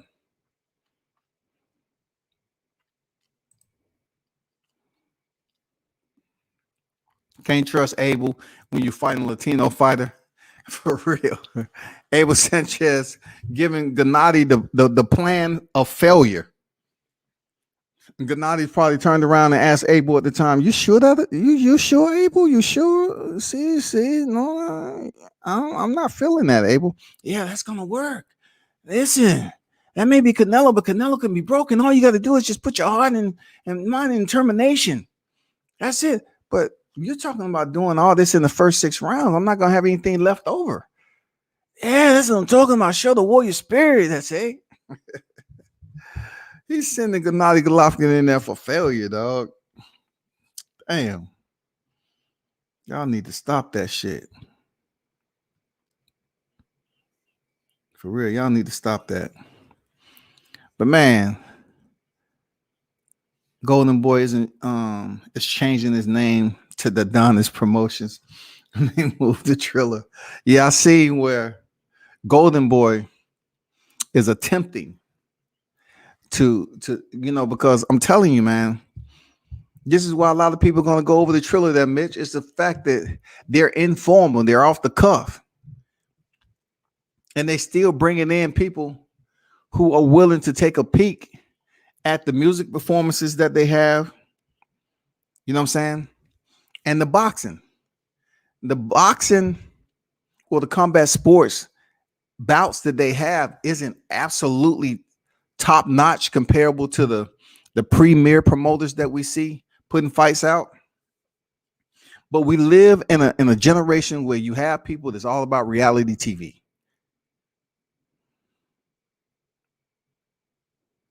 They're all about reality TV. So if they can tune in and listen to the Adonis Promotions, goddamn USSR, he has a beautiful physique, and De La Hoya fucked up, Snoop smoking it up, man, people gonna tune in and watch the shit, man. All the way into the AM, they're gonna tune in and watch the shit. And I think it's hilarious because you can't get this type of immediate reaction else people would be fired. Showtime, Top Rank.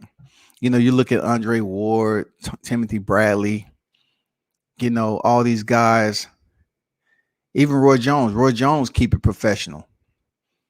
If these guys was to just go left a little bit and basically reciprocate what we seen on Triller, motherfuckers are getting their damn walking papers. Period. Goodbye. I told you, don't bring that Triller shit over here. I told you, don't do it. You did it anyway. You're no longer working here. Bye. But man, y'all enjoy y'all Mother's Day. I know it's about over. For real. Appreciate y'all for pulling up, man. It's been a pleasure. Till next time, turn up and tune in to World Combat Sports.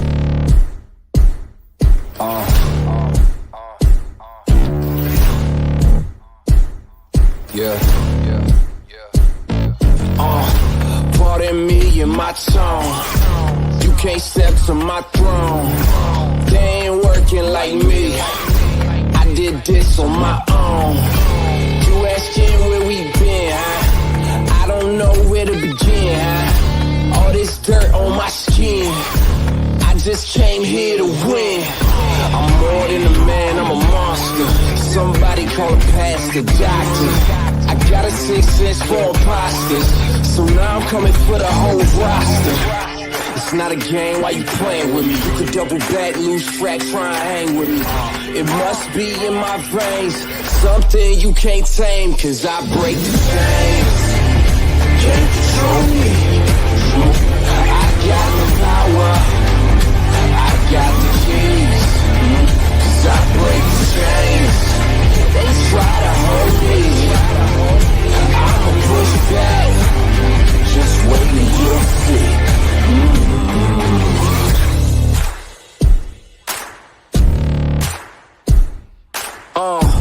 Please excuse me, your honor, but you can't hold me no longer. Can't you feel the vibrations? I broke out and left traces. Go ahead, try catch me if you can, man. You'll be looking all night, I'm the Sandman. New York, London to Japan.